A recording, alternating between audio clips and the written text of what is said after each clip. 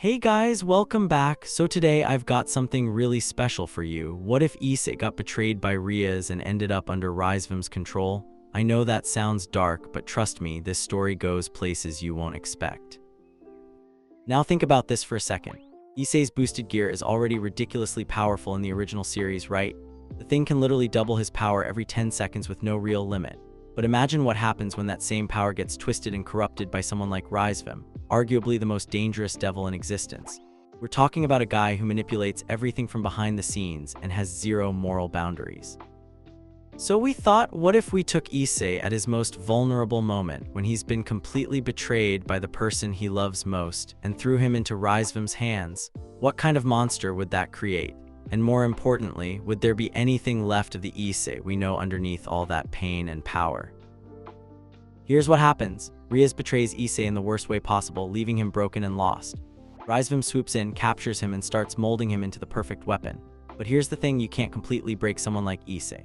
The story follows his journey from betrayal to becoming this incredibly dangerous ruined dragon, his brutal fights in underground arenas, and eventually his rebellion against the very system that tried to control him. Plus, we get some really intense moments when he has to face his former friends.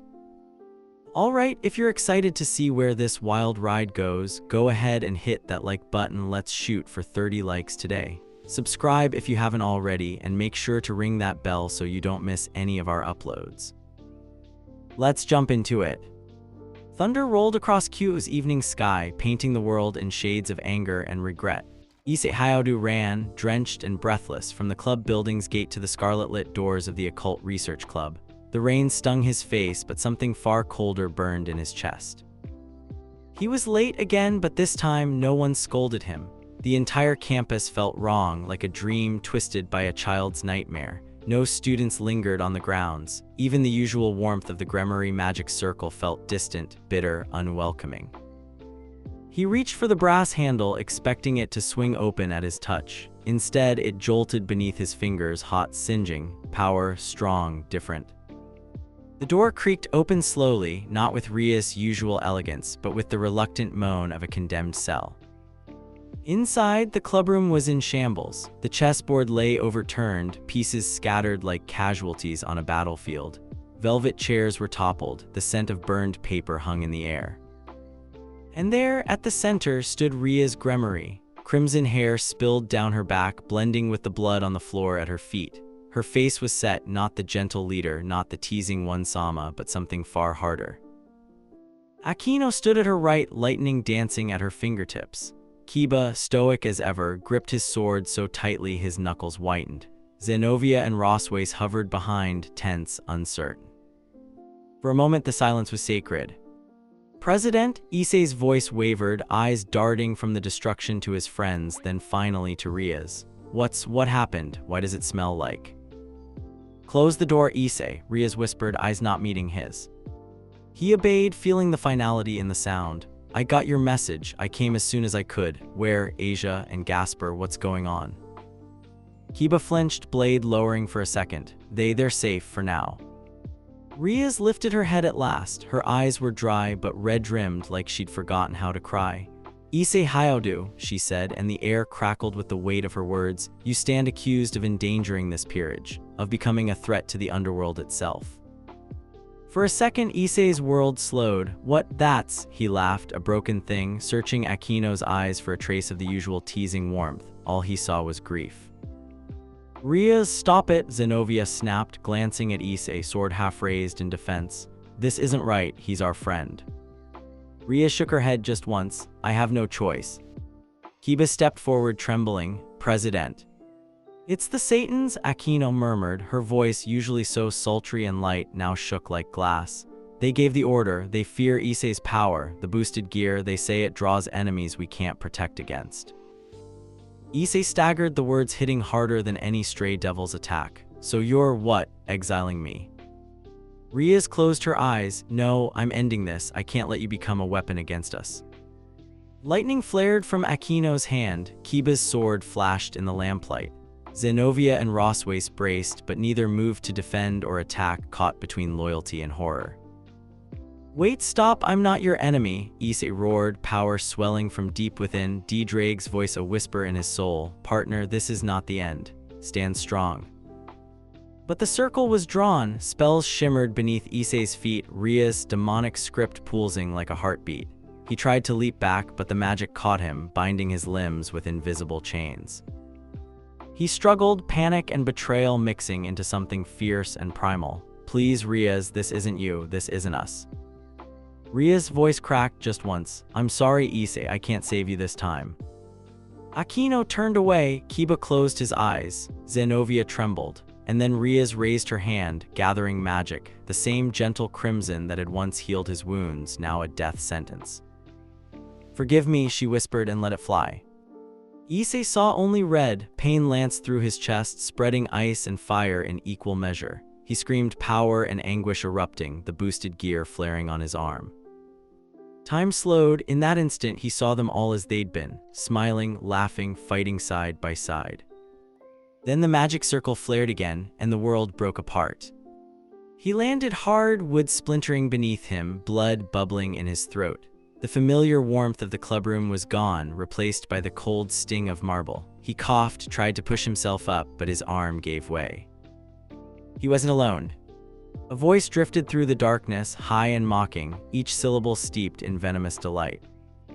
Well, well, well, the famous Red Dragon Emperor betrayed by his own queen. How deliciously tragic. A figure emerged from the shadows, a man of silver hair and cruel, glittering eyes, Rizevim Livan Lucifer. Even in the half-light, his presence radiated power, twisted and ancient. Issei tried to muster the boosted gear, but the gauntlet flickered, DxD's voice a fatting echo. Rizevim crouched beside him, lips twisted in a smile that was all fangs. Poor little pawn, discarded by his precious king. Did you think loyalty mattered in this world? Did you think love could shield you from politics? Issei spat blood, eyes burning with hatred. You stay away from me. Rizevim clicked his tongue, feigning disappointment. Oh, but you're not in a position to make demands, not anymore. He waved a hand, and Issei's vision swam with pain, chains of dark energy coiling around his limbs, pinning him helpless on the cold stone. Let's see, what shall we do with you? Rizevim mused, turning his gaze to the ceiling as if consulting the gods. You have such potential, boy, so much rage, so much heartbreak. The kind of pain that forges monsters or heroes if you're lucky. Issei's breaths came short and ragged. He remembered Rias' eyes, empty and cold. He remembered DxD's warning, the laughter of friends now lost. You're wasting your time, Issei managed, gritting his teeth as the chains dug deeper. I won't serve you, I'll never be your weapon. Rizevim's smile widened. Weapon? No, no, my dear dragon, I want you to be free, free from illusions, from loyalty, from the shackles of love that so easily betray. He leaned close, voice dropping to a whisper. What if I told you the whole world is just a game and you've always been a piece on someone else's board? Issei shuddered, anger and fear warring in his chest. DxD's presence was flickering, but still there, a distant ember. Don't listen to him, partner, DxD's voice echoed, weak but urgent. He'll try to twist you, hold on to yourself.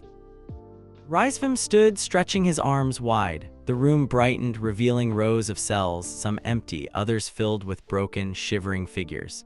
Sacred gear users, stripped of hope, some whimpering, others already gone inside. This is where heroes come to die, Rizevim said, voice lilting, almost sing-song. But you, I think you can be something more, something beautiful. Issei's vision blurred. Through the haze, he saw Rizevim snap his fingers. Rest, Issei, tomorrow we begin your rebirth. Darkness swept in, cold and relentless. Issei struggled, trying to reach the light, any light, but all he found were memories of red hair and blue eyes, promises broken and dreams turned to dust. In the last flicker of consciousness, DxD whispered, "This isn't over, partner, I'm with you, always." The rain outside faded, replaced by the echo of chains and distant, mocking laughter. Pain was a constant. Issei woke to it, raw, throbbing, sinking deep into muscle and bone. His eyes fluttered open, and for a split second, he imagined he'd been rescued. The ceiling above him looked almost familiar, lined with Gothic arches and flickering lanterns. Then the details sharpened and the nightmare reclaimed him. Chains, cold, heavy, biting, bound his wrists and ankles. The marble floor pressed icy against his cheek. The air was thick with the coppery tang of blood and something even fouler, despair. He tried to summon the boosted gear, but all he managed was a feeble spark. DxD's presence, always a reassuring heat in his soul, felt distant, muffled, as if smothered by layers of ice. Partner, DxD's voice whispered, faint as a dying ember, do not give in. The game is not lost, not yet. Issei gritted his teeth, trying to sit up. The chains clattered, a sound that bounced around the stone chamber and drew the attention of others, broken souls in adjacent cells, some stirring with hollow eyes, some not moving at all. The low hum of misery filled the air. He didn't belong here. He was a devil, a red dragon emperor, Rias' pawn, but the memory of the last hour crashed over him, sharper than the pain in his limbs. Rias' face, the coldness in her voice, the way Kiba and Aquino wouldn't meet his gaze. You stand accused of endangering this peerage, of becoming a threat to the underworld itself. The words echoed in his mind, mixing with the phantom pain of the magic circle's chains. He bit his lip, forcing himself to focus on his surroundings. He'd survived worse, right? Strayed devils, angels, fallen gods, he just had to. A creak at the far end of the hall, footsteps unhurried, almost playful. A door opened, spilling harsh white light across the stone. A silhouette emerged, tall and regal, hair like molten silver. Rizevim Livan Lucifer entered the cell block, the door shutting behind him with a click like a judge's gavel. Good morning, Issei-kun, Rizevim sang, his voice laced with false cheer. Or is it afternoon? It's so hard to keep track in the absence of hope, isn't it? Issei's glare was all he could muster. What do you want? Rizevim feigned hurt, clutching at his heart. Ah, straight to business. You Gremory types really are humorless. He circled the cell, inspecting Issei like a child poking a wounded animal. Let me be blunt, Hayao Issei. You are not here for punishment. I'm giving you an opportunity. The underworld fears you, but I see your potential. He crouched, eyes narrowing, all traces of amusement vanishing. You can be more than a pawn, more than a king's tool. You can be free. But first, he trailed off, smiling as if savoring the moment. Issei spat at his feet. Save your speech, I'll never join you. Whatever you're planning, it won't work. Rizevim grinned, not the least bit bothered by the defiance. Bravado, I love it, but bravado can be broken. Let me show you something, boy. He snapped his fingers. The chains loosened, dropping Issei to the floor. Issei surged forward, aiming a punch at Rizevim's smirking face. Too slow. Rizevim dodged effortlessly, catching Issei's fist and twisting it behind his back with demonic speed. The pain shot up Issei's arm, but he refused to scream. See, you still have spirit. Rizevim's breath was cold against his ear. Let's see how long it lasts. He dragged Issei from the cell, ignoring the glares of the other prisoners. They passed cells filled with people. Some wore sacred gears, cracked and sparking. Others wore nothing but rags, their eyes devoid of fight. Issei fought every step, but it was like trying to struggle against the tide. Rizevim finally shoved him through a set of steel doors into a wide, circular chamber. The floor was stained with blood, fresh and old. Weapons littered the ground, blades, clubs, even pieces of shattered armor. Spectators ringed the chamber, devils, monsters, the broken and the cruel. Their eyes were hungry. Rizevim addressed them, voice amplified with magic. Welcome, one and all, today's entertainment, the Red Dragon Emperor's first trial. Will he break? Will he survive? Place your bets. The crowd jeered, some shouting for Issei's blood, others for his victory. Rizevim turned to Issei, placing a mocking hand on his shoulder. Survive, win, or die, your choice, boy, freedom is earned. He gestured, and the chains on Issei's arms and legs snapped away. The doors on the other side of the arena groaned open. From the darkness stumbled a sacred gear wielder, barely more than a child, his gear twisted and leaking dark energy. Two more followed, a girl with jagged wings, her face hidden by a mask, and a devil whose eyes were wild with fear. Issei's fists clenched. He didn't want to fight them, he wasn't a monster. But then the boy's eyes locked on him, bloodshot, desperate, driven by terror. He attacked, flinging raw, chaotic blasts from his gear. Issei dodged the first barely, as the blast ripped a chunk from the wall behind him. DxD's voice struggled to reach him. You must defend yourself, partner, they have no control. This is Rizevim's doing. The girl rushed him, swinging a blade formed of black light. Issei parried with his arm, feeling the boosted gear's weight, but the power was off, sluggish, reluctant. Every move burned, every breath a struggle. He remembered the faces of his friends, Asia's gentle smile, Kiba's trust, Zenovia's bravado. He couldn't give up. The battle became a blur of desperate dodges, wild attacks, and half-formed pleas. "Stop, you don't have to," he tried, but the boy's blast clipped his side, sending him skidding across the blood-slicked floor. The devil girl shrieked and charged. Instinct took over. Issei caught her wrist, twisted, and sent her flying. She crashed into the arena wall, motionless. The boy hesitated, his sacred gear fizzling. For a moment, Issei saw a flicker of humanity, a lost child behind the rage. Then a voice, Rizevim, echoed in the arena. "No mercy, Red Dragon, only victory." Issei's anger boiled. He wasn't their pawn, he wouldn't be Rizevim's monster. He ducked the boy's wild swing and in a single motion summoned what power he could. The boosted gear responded, a flicker, then a surge. "Boost, boost, boost," the familiar chant echoed, but each boost was weaker, tinged with something unnatural. With a final desperate strike, he knocked the boy out cold. Silence fell, the crowd stared, some disappointed, others intrigued. Issei collapsed to his knees, chest heaving. He'd survived, but not unscathed. Rizevim sauntered into the arena, slow clapping. "Impressive, you have the instincts, if not the will, yet." He knelt beside Issei, voice softening. "You see, Issei-kun, this is the world's true face, not games or friendship, but strength and survival. You can cling to your ideals, but the world will rip them from you, piece by piece." Issei glared up at him, hatred burning in his eyes. "I'll never be like you." Rizevim's smile was genuine this time, a shark's grin. "Maybe not, but every hero has a breaking point. I wonder what's yours." He stood, gesturing for guards to haul Issei away. Back in his cell, Issei collapsed onto the stone, blood from his side staining the floor. He curled into himself, shivering. Rias' words haunted him, repeating over and over in his mind. "You're a threat now, the power you hold draws too much attention." His heart twisted. He wanted to scream, to tear down the walls, to demand answers, but there was only silence, broken occasionally by the distant screams of others enduring their own trials. He tried to focus inward, searching for DxD's presence. "Partner," DxD's voice was faint but a little stronger. "I am still here. You must not give in to despair. If you lose yourself, he wins." Issei closed his eyes, forcing his thoughts to slow. He remembered Asia, her healing touch, her faith in him. He remembered Zenovia's reckless loyalty, Aquino's teasing kindness, even Gasper's shy courage. He remembered Rias not as the cold executioner from the clubroom, but the girl who had saved his life, who had reached for him again and again. He clung to those memories, refusing to let the pain drown him. Time blurred in the cell, days, hours, there was no way to tell. Food came irregularly, scraps of stale bread and cups of water. His wounds ached, healing slowly, if at all.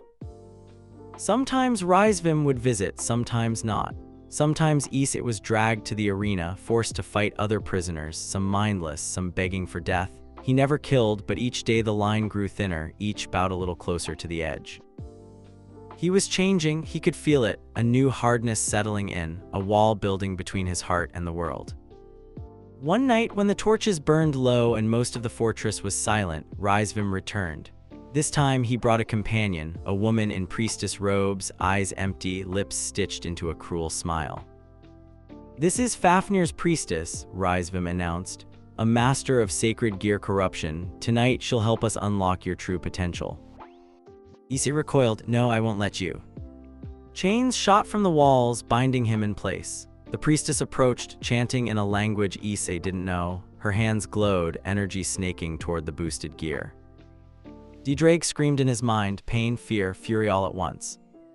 "Issei, fight it."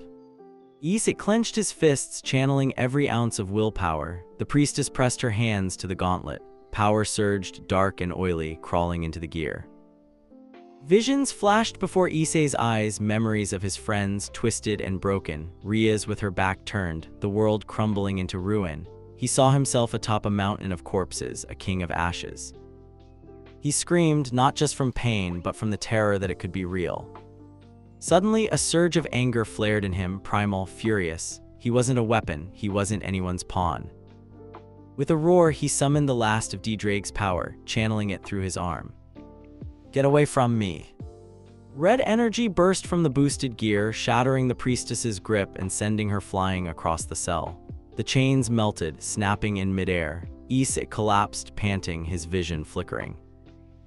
Rizevim just laughed, a delighted, insane sound. Marvelous, truly, truly marvelous. I knew you were special, Issei-kun, I knew it. Issei spat at him, I'll never be your monster. Rizevim's eyes glittered, not yet, but you're learning. Pain is the best teacher and you have so much to learn. He turned to go, pausing at the cell door. Tomorrow, we raise the stakes. I want to see what happens when a dragon is given a real reason to hate. The door slammed shut, leaving Issei in darkness once more. He shivered, clutching the boosted gear, Daedrag's presence just a faint warmth in the cold. We're not finished, he whispered to himself, no matter what they do, no matter how much it hurts. He pressed his forehead to the cold stone, willing himself not to cry.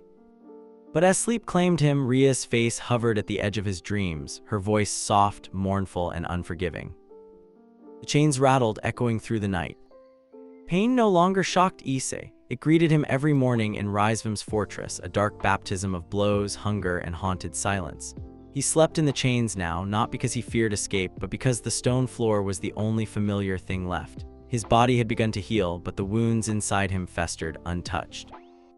Yet something in him refused to die. He counted the days by the arena fights. Every match was a blur, faces he would never see again, sacred gears mangled beyond recognition, and always the eyes of the spectators, hungry, desperate, vicious. Rizevim watched from above, savoring every broken scream. Tonight, the crowd was larger. Devils in finery lined the stands, snickering behind enchanted veils. Beside Rizevim stood a masked stranger, tall, cold, radiating power Issei instinctively loathed. Whispers of Longinus and Dragon Eater drifted through the crowd. Issei was dragged to the arena floor, chains biting his wrists. The wounds on his side had closed, but his back ached with new bruises. He stopped fighting the guards, save his strength for what mattered. The doors opposite him crashed open. Out limped two opponents. One, a woman whose sacred gear split her arms into bladed wings, eyes wild with pain. The other, a man wreathed in blue lightning, laughter half crazed, half mad. The crowd howled, demanding blood. Begin, Rizevim's voice thundered, gleeful. Issei rolled aside just as the woman dove, her wing blades screaming toward his throat. He ducked, grabbed her arm, and tossed her with a burst of borrowed strength, boosted gear glowing but wrong, unsteady. His senses blurred, everything edged in red. The man attacked, lightning arcing around him. Issei braced himself, taking the hit on his armored arm. Pain sizzled up to his shoulder, but he held firm, lashing out with a desperate counter. Boost, boost, boost. The chant was weaker now, each boost less satisfying, the energy thick and bitter. Why do you fight, Red Dragon? The man snarled, circling him, eyes wide and bright. No friends here, no king to save you. The woman sprang at his back, screaming wordlessly. Issei spun, channeling all his anger into a single punch. The boosted gear pulsed, blood-red, veins of black flickering in its glow. She crashed to the ground, unmoving. The man hesitated, glancing from Issei to Rizevim, as if searching for mercy. Please, Issei said, voice raw, just stay down. But the man came anyway, a suicidal fury in his eyes. Lightning met crimson, sparks exploding between them. Issei felt the world narrow to a tunnel, his opponent's face, the crowd's roar, and Rizevim's laughter blending into madness. The boosted gear twisted in his mind, a pain behind his eye like fire. DxD's voice tried to cut through the haze. Partner, control yourself, do not let the darkness in. But Issei couldn't stop. He caught the man's fist, twisted, and struck harder than he meant to. Bones shattered. The man crumpled, mouth open in a silent scream. Silence fell. For a moment, no one moved. Issei stared at his shaking hands, the gear pulsing with that new, ugly power. His breath came fast and shallow. The crowd broke into applause, some gleeful, others appalled. Magnificent, Rizevim's voice cut through the chaos, bright as broken glass. I knew you had it in you, Issei-kun, that's the fire I want. The doors creaked open behind Issei and the guards surged in, hauling him back to the cell block. Issei let them, mind spinning. He saw the faces of his opponents, alive, barely, but the guilt bit deep. Rizevim caught up with him in the corridor, clapping a hand on his shoulder. How does it feel to let go, to taste real power? Issei said nothing. He didn't trust himself to speak. Rizevim leaned close, voice a venomous purr. You could be a god, Issei. No more orders, no more betrayals, just raw, glorious freedom. Why chain yourself to the weak? He gestured, and the guards released Issei from his bonds, if only for a moment. Fight for me, Rizevim urged, eyes shining with unholy light. I'll give you everything: vengeance, power, immortality. What did your precious Rias give you? A collar and a leash. The words cut deeper than any wound. Issei flinched, anger boiling in his veins. You don't know anything about me, about her. Rizevim's smile grew. I know more than you think. I know her orders were clear: kill you if you became a threat. She hesitated, but she obeyed. That's what devils do. That's what gremmaries do. He turned away, leaving Issei to stew in the darkness. The cell felt smaller now, the walls pressing in. Issei sat, curling his knees to his chest. The boosted gear shimmered on his arm, new lines of black webbing through the red. DxD, he called silently, desperate.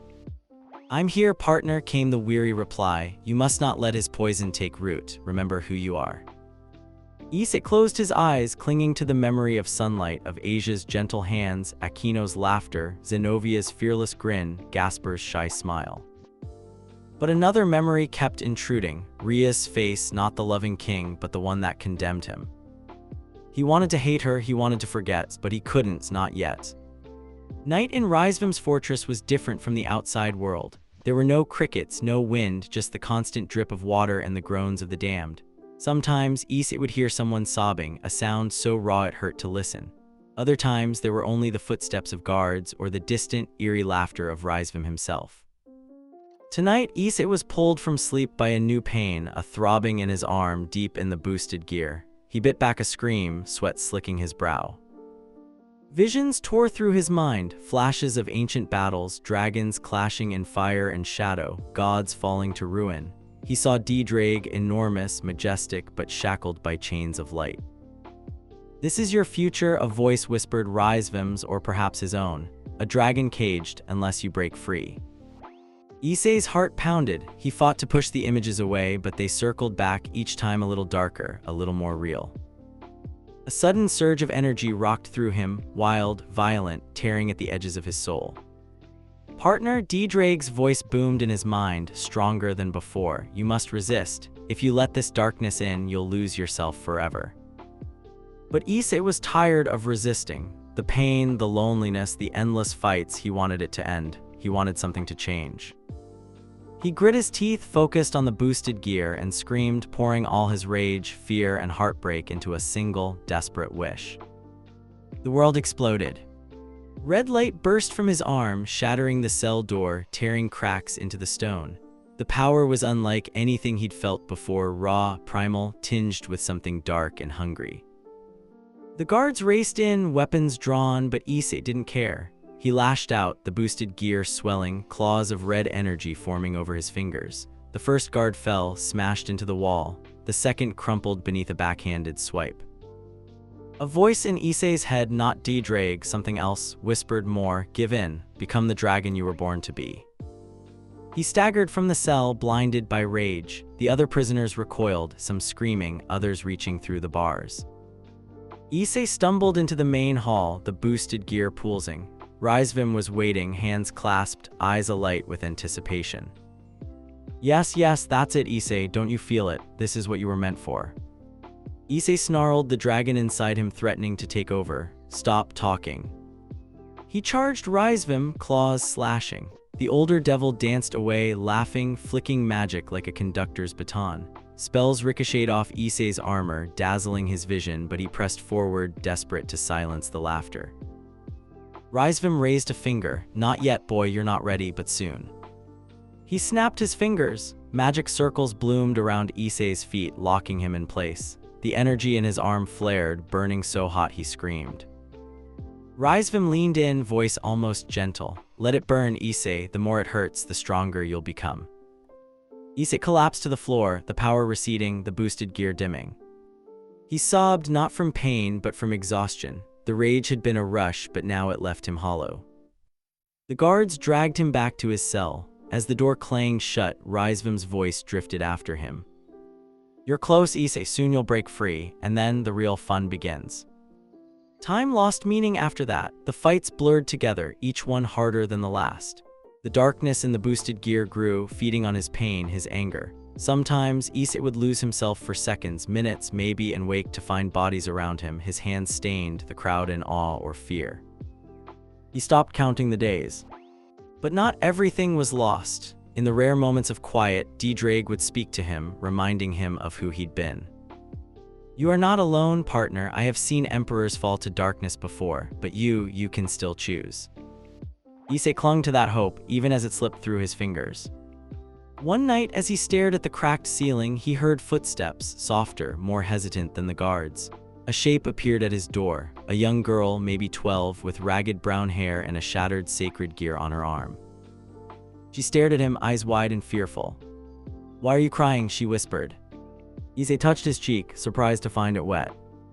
He managed to smile, small, broken but real. "I'm not, dragons don't cry." She nodded, trying to believe him.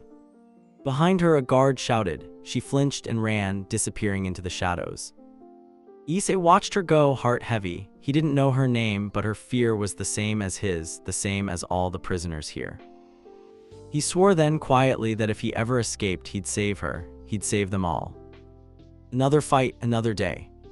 This time, Rizevim himself stood in the arena, flanked by devils in ceremonial armor. "My lords and ladies," he called, voice ringing out. "Tonight, our red dragon faces a special opponent, one who knows his pain intimately." The crowd roared. The doors opposite Issei opened. His heart stopped. "Akino." She stood there, dressed in black battle robes, her eyes hollow. There was no warmth, no mischief, just an awful, numb obedience. "Akino," Issei whispered, stepping forward, disbelieving. She didn't respond. A collar glowed at her throat, a mind control artifact. Rizevim grinned. "Do you love her, Issei? Will you fight her, or will you break?" Akino raised her hands, lightning crackling, and attacked. Issei dodged, refusing to fight back. "Akino, it's me, you have to fight it." She screamed, a sound of pure agony, and struck again. Issei took the hit, pain lighting up his nerves. Rizevim clapped. "So much drama, how delicious." Akino wept as she attacked, her eyes begging for release. Issei made a choice. He grabbed her wrists, pulling her close. "I'm sorry," he whispered. "I won't let him win." With a surge of power, he channeled DxD's energy, not to attack, but to shatter the collar. Red light flared, and the artifact exploded. Akino collapsed, sobbing. The crowd erupted in chaos. Rizevim's smile never faltered. "You're growing stronger, Issei, every day. How long before you can't tell friend from foe?" Guards rushed in, hauling Akino away. Issei screamed her name, but the crowd drowned him out. As he was dragged back to his cell, something in Issei broke. The rage was gone, replaced by a cold, steely resolve. He would endure, he would escape, he would make Rizevim pay. That night, as he lay in the dark, DxD's voice was a steady presence. "You are unbroken, partner, remember that, even dragons can heal." Issei nodded, exhaustion pulling him under, but hope, a thin, battered thing, glowed in his heart. Issei's world had shrunk to the size of his cell. 6 paces long, 4 paces wide, 3 steps to the wall where the damp stone never quite dried. Yet every night the world pressed closer until it felt like he was being crushed by invisible hands. Sometimes in the darkness between sleep and waking, he'd reach for the comfort of Rias' voice or Asia's gentle touch, only to find the cold bite of chains and the distant echo of screams. He thought himself past crying, but the truth was simpler. He'd simply run out of tears. The other prisoners avoided him now. The children with shattered sacred gears kept to their corners, and the older devils, those who still had fight in them, lowered their eyes when he passed. Issei didn't blame them. After the last arena, after Akino, he barely recognized himself either. He marked time by Rizevim's games. Sometimes days passed without a fight, and sometimes he was hauled out twice in one night, forced to battle whatever horror the old devil had conjured up. Sometimes the wounds were physical, sometimes not. The scars on his mind grew thicker than those on his body. He dreamt of the clubroom, of Rias standing before the occult circle, her hair catching the sunset. Her face would always turn away before he could speak. DxD kept him anchored. The dragon's voice, once thunderous, was now an ember, but a steady one, never flickering out. "We endure, partner," DxD whispered in the aftermath of every fight, because they want us to give in. refusing is victory. It wasn't enough, but it was something. In the fortress, rumors drifted on the air, whispers of the Red Dragon of Ruin, his new name among prisoners and guards alike. Some said he was Rizevim's favorite toy, others said he was being groomed for something worse. The whispers always died when Issei passed, but he heard them anyway. One day, after a particularly brutal bout with a mind-flayed half-angel, Issei was left chained in his cell, shivering, sweat-soaked, and bleeding. A new presence approached, soft footsteps, the faintest scent of jasmine. He expected a guard, or worse, the priestess again. Instead, a woman in a white mask knelt by his cell. She wore the robes of a high devil, though hers were torn and spattered with dried blood. She did not speak. Instead, she slipped something through the bars, a strip of cloth, still warm, and a handful of hard, stale bread. Issei stared, too numb to react. The woman's eyes met his, gold, sharp, burning with a mix of fear and determination. "You saved my sister in the arena," she whispered, her voice broken but fierce. "She lives because you didn't finish her, thank you." He tried to form words, but his throat was raw. "Hold on," she said, voice trembling. "We remember." She was gone before the guards returned. Issei hid the cloth and bread, gnawing the food in silence. It was the first act of kindness he'd seen in weeks. He savored it as if it were a banquet. "Even in hell there's hope," DxD said quietly. "Do not forget that." Elsewhere, far from the fortress, the underworld spun on. Q Academy, once vibrant, now felt haunted. The occult research club room was locked and dark. Rias Gremory stood in her brother's study, hands clasped tightly, gaze unwavering as Rizevim Lucifer read the report before him. "You did what was necessary," Rizevim said softly, though his eyes were clouded. Rias' voice was thin, almost unrecognizable. "I did what I was told." Beside her, Aquino nursed a wound at her throat, hidden beneath a scarf. Kiba stood by the window, looking out as if waiting for someone who would never return. Zenobia paced, unable to settle. "The rumors have already begun," Aquino whispered. "The Red Dragon Emperor gone mad, taken by Rizevim. Some say it's a cover for a failed coup." Zenovia's fists clenched. "We should have fought harder, we should have." Kiba interrupted, voice brittle. "We did what we could, Rias had no choice." Rias flinched, her hand lingered on the spot where Issei had once stood, grinning, foolish and brave. Asia, absent from the meeting, was praying in the club's chapel. She had refused to speak to Rias since that night. Rizevim closed the report. "Rizevim is a threat beyond politics. If he truly has Issei, we must prepare for the worst. There will be consequences." Rias nodded, but her mind was elsewhere, haunted by the memory of Issei's eyes, hurt and betrayed. Back in the fortress, Rizevim called Issei to his private chamber, a vast hall lined with trophies, shattered sacred gears, ancient swords, portraits of fallen enemies. Issei limped in, the boosted gear still throbbing with that strange, dark power. He met Rizevim's gaze without flinching. "Do you know what your problem is, Issei-kun?" Rizevim began, swirling wine in a crystal glass. "You care. About them, about yourself, about some imaginary code of honor. That's why you break and heal and break again. It's fascinating." Issei said nothing. Rizevim smiled, "But I admire your resilience. Even now, after all this, you haven't snapped. Let's see if that changes tonight." He clapped and 2 guards brought forth a prisoner, a battered devil with chains burned into his skin. Issei recognized him, a minor noble, once an ally of the Citri family. "Tonight's lesson is simple," Rizevim said, leaning in. "This man tried to betray me. I want you to kill him. If you refuse, I'll execute a cell block of children instead. If you obey, he dies and you get to sleep with a clear conscience. After all, it's just one man, not a dozen children. The math is simple." Issei's heart thundered. He looked at the prisoner, who stared back, hollow-eyed but proud. "Don't do it, partner," DxD murmured. "There is always another way." Rizevim smiled. "Tick-tock, Red Dragon, show me what kind of monster you really are." Issei's hands shook. He tried to summon power, but the boosted gear only glimmered, its darkness lurking just beneath the surface. The guards prodded the prisoner forward. He sank to his knees. "Do it, boy," Rizevim urged, voice almost gentle. "Or I'll paint these halls with children's blood, you know I will." The crowd behind Rizevim watched, some with glee, others with horror. Issei's mind raced. He'd sworn never to become a killer, never to stoop to Rizevim's level. but the faces of the children flashed before him, frightened, hopeful, trusting. He looked at the prisoner. The man nodded once. "Do it," he rasped. "I'm already dead." Issei closed his eyes, fighting back the urge to scream. Every instinct rebelled. Every memory of Rias, of Asia, of his friends, begged him to find another way. But there was no time. "I'm sorry," Issei whispered. With a heavy heart, he channeled a tiny pulse of energy, just enough to stop the man's heart instantly, painlessly. The man slumped lifeless. The room was silent. Rizevim clapped, delighted. "See, you learn choices, Issei. They're always yours if you're willing to pay the price." Issei fell to his knees, chest heaving. DxD was silent. The guards hauled him back to his cell. The children in the next block survived that night, but Issei's dreams were haunted by the man's eyes and the blood on his own hands.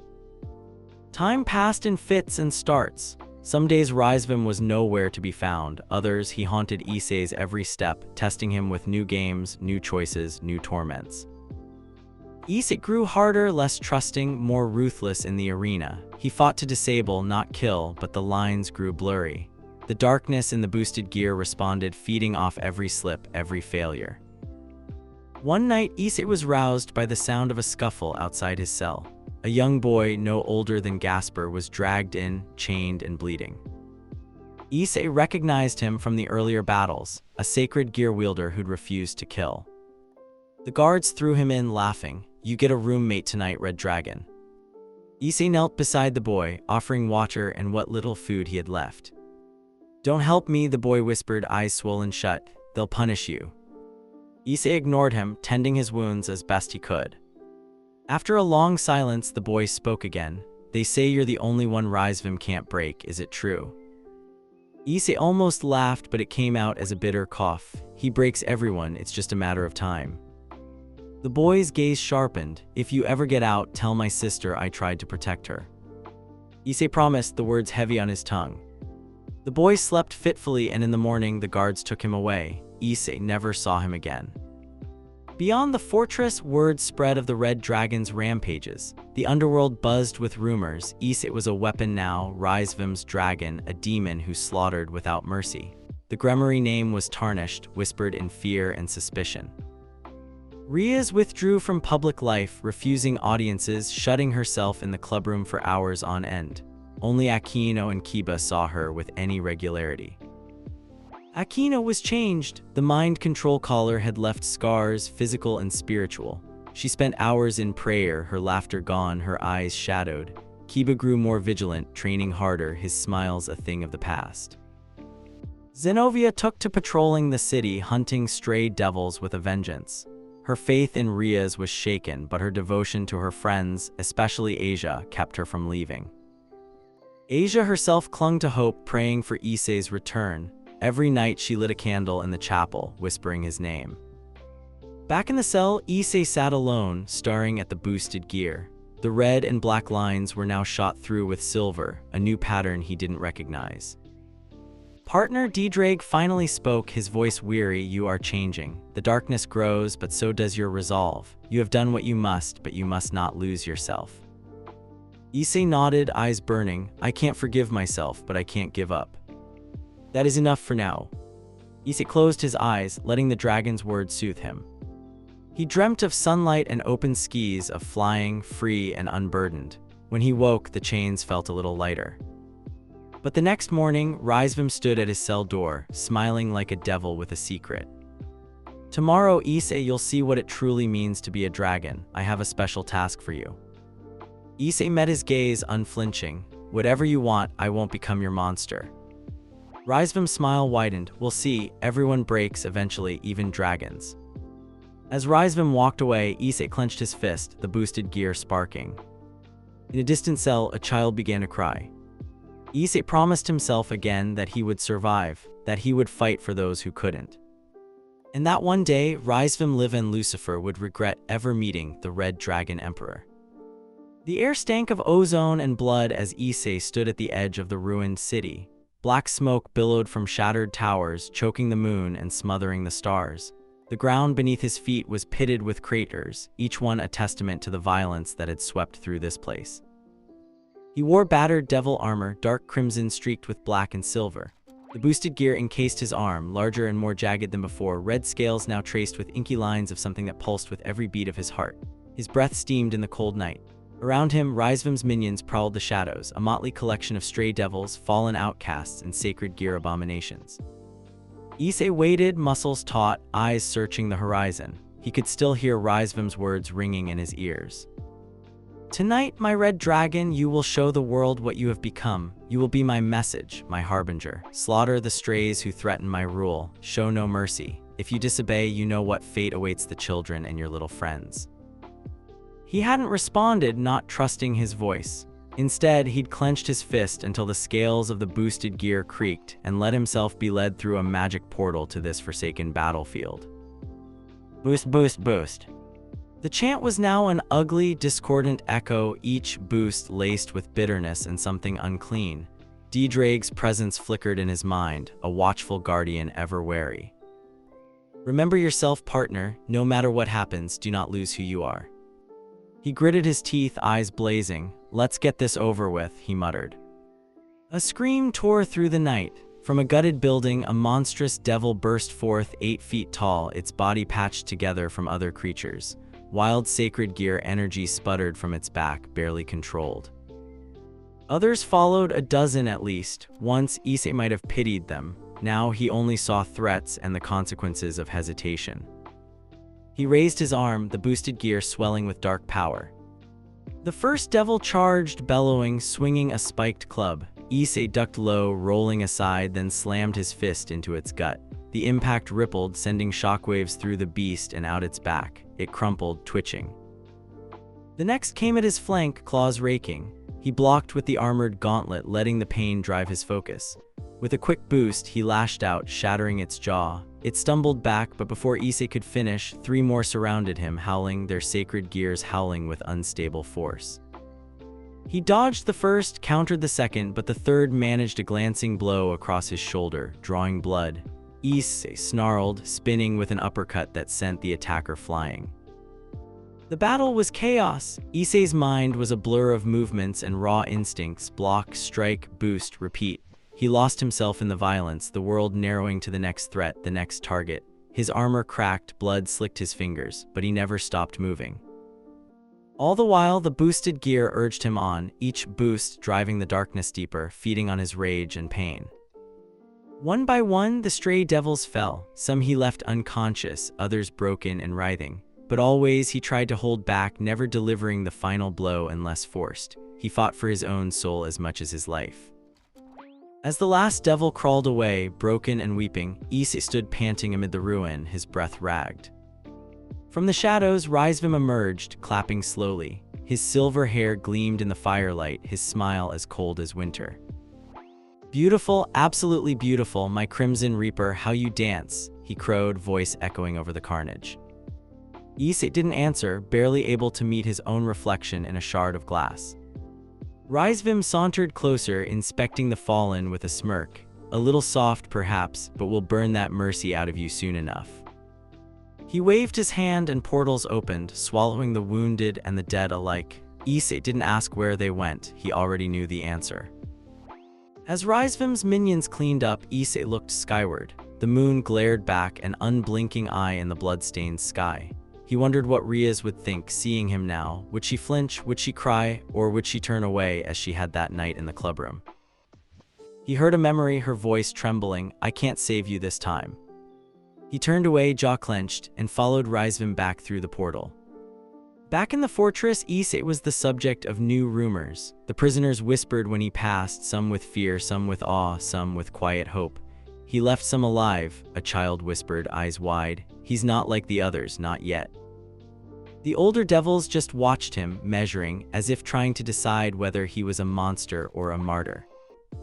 Rizevim, for his part, paraded Issei's success through the halls, boasting of his unstoppable dragon. He spun the tale for his inner circle. Issei, the perfect weapon, forged by pain, now loyal by necessity if not choice. But not everyone believed the story. The masked woman in white who'd helped Issei before reappeared one evening, slipping him a scrap of cloth soaked in healing magic. You fought for them, she said quietly. I saw, thank you. He nodded, unable to speak. The kindness cut deeper than any wound. News traveled even to Kyo. In the dim sanctuary of the Occult Research Club, Asia knelt, clutching a newspaper torn from the underworld's rumor mongers. Red Dragon Emperor massacres stray devils, underworld demands action, the headline screamed. Her tears splattered the page, blurring the words. Zenobia stormed through the clubroom, eyes blazing. Lies, Issei would never. But Kiba's silence weighed heavy. He stared at the photo, Issei's figure, twisted, armored, unrecognizable, standing over a field of corpses. Maybe it's true, he whispered, voice hollow. Maybe they broke him. Akino, haunted and withdrawn, stared into her tea, her hands shaking. Rias said nothing. She stood by the window, face masked by shadows, heart torn by guilt and fear. She whispered Issei's name as if it might summon him home. The next night, Rizevim summoned Issei to the audience chamber, a high-ceilinged room lined with red banners, burning with torchlight. Dozens of lesser devils and sacred gear users bowed as Issei entered, their faces a mix of awe and terror. Rizevim addressed them all, his voice carrying over the murmurs. You see before you the proof of my vision, the red dragon of ruin born not from love but from power. Let this be a warning, loyalty is weakness, only strength survives. He gestured to Issei, show them boy, show them what you can do. Issei hesitated, glancing at the faces in the crowd. Many were just children, young devils pressed into Rizevim's ranks. Some looked at him with hope, others with fear. He clenched his fist, the boosted gear glowing. He raised his arm, energy crackling along the gauntlet. But instead of unleashing destruction, he lowered it, turning to Rizevim. No more, he said, voice trembling but clear. I won't kill for you, not tonight, not ever again. A ripple of shock swept the room. Rizevim's smile never faltered, defiant to the end. Very well. He snapped his fingers, magic circles flared, binding Issei in chains of lightning. Pain arced through his body, driving him to his knees. You disappoint me, Issei-kun, Rizevim sighed, but you amuse me as well, so tonight you will not kill, you will suffer, let that be your lesson. The chains sizzled, burning his flesh until he passed out.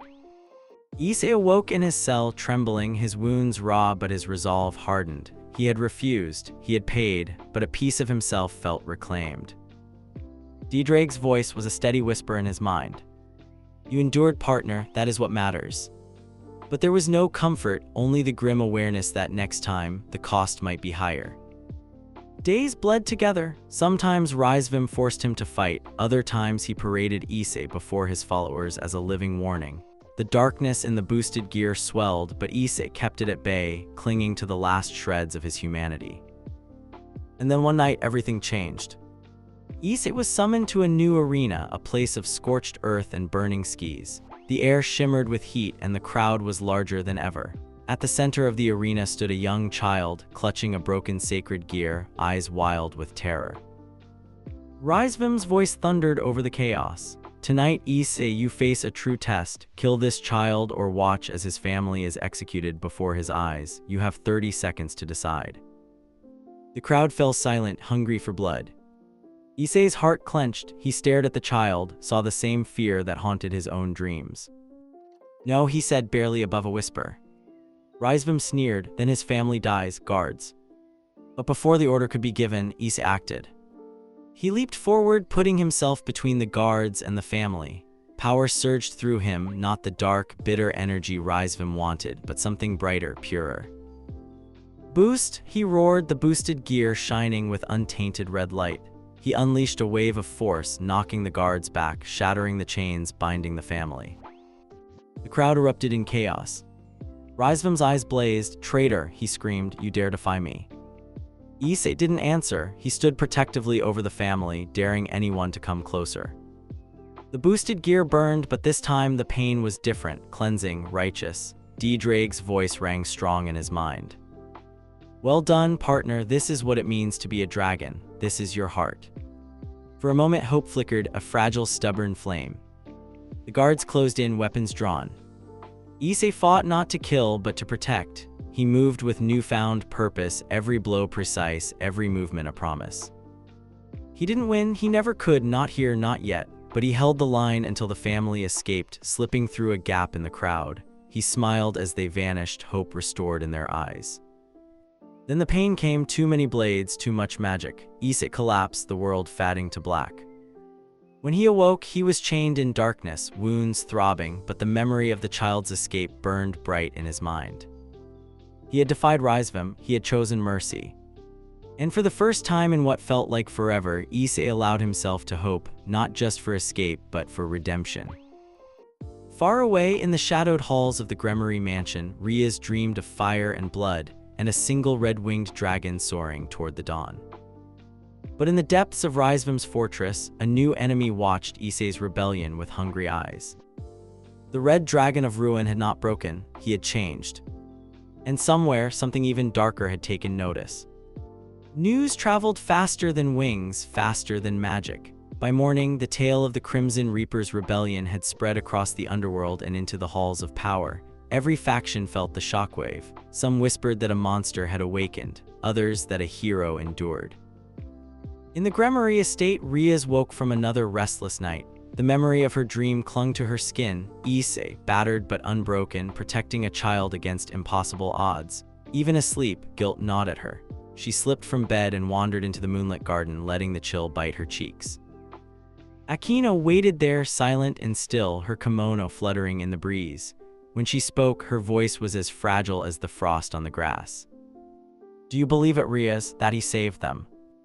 Rias didn't answer right away. She stared at the horizon, remembering Issei's smile, the warmth of his laugh, how quickly that laughter had faded into accusation and fear. "He's still himself," she whispered. I hope he can forgive me." Akino nodded, not trusting herself to speak. Inside, Kiba polished his sword until the edge gleamed. Zenobia paced like a caged tiger, every muscle taut, every glance toward the window a prayer that Issei would walk through the door. Even Gasper, usually so timid, grew fierce. Asia alone prayed for everyone, lighting candles until the room glowed with hope and sorrow. Rumors reached them by mid-morning. A family rescued by a red dragon had escaped Rizevim's fortress. The Gremory servants carried word from the Citri estate. Sona and her peerage were investigating Rizevim's movements, intent on learning the truth behind Issei's fall. Surzech and Serafal themselves were said to be moving, drawn by the growing instability. Rias clenched her fists, unable to sit still any longer. She summoned her peerage and told them what she'd decided. "I can't wait for permission. I can't let Issei suffer for choices that were never his. We're going to bring him back, whatever it takes." No one argued, not this time. Across Kyo, Sona Citri sat with Tsubaki and Azazel in the student council room. Stacks of documents and scrying crystals spread across the table. Azazel's wings twitched, restless. "He's not broken," Sona said, tapping a file. "Not yet. If anything, he's stronger. Rizevim's losing control." Azazel nodded, eyes sharp with calculation. "But that makes him more dangerous too. Rizevim doesn't care about casualties, he wants chaos. If Issei escapes, it could tip the balance of power. If he falls, it's worse." Tsubaki frowned. "There's more. Look." She pushed a crystal across the table. The surface shimmered, replaying images of Issei's battles, then static, then a blurry sigil, a twisting dragon encircled by black flame. Azazel leaned closer. "That's not just the boosted gear. Rizevim's experimenting, twisting Longinus users, fusing forbidden magics. He's after something bigger than just power. He wants to rewrite the rules." Sona shuddered. "If he succeeds, the world will burn. We can't let that happen." They agreed to work in secret. Sona and her peerage would dig deeper, tracking every shipment, every whisper. Azazel would alert his old Grigori contacts. Time was running out, but if anyone could outmaneuver a Lucifer, it was them. Issei awoke to pain, as usual. This time it was different. Every inch of him ached from wounds fresh and old, but there was something else, a kind of cold clarity, the faintest trace of hope. He remembered the child and family he'd saved. He remembered standing against Rizevim and surviving. He remembered choosing mercy. The guards were less kind after his defiance. They beat him for any excuse, starved him for days, poured scalding water on his wounds. Rizevim himself visited only once, gliding into the cell with his signature mockery. "Well, my dragon, you've made quite a mess. The underworld is in uproar. Your name is on every tongue, some with fear, some with admiration. How does it feel to be both legend and pariah?" Issei spat blood, I'll never be yours.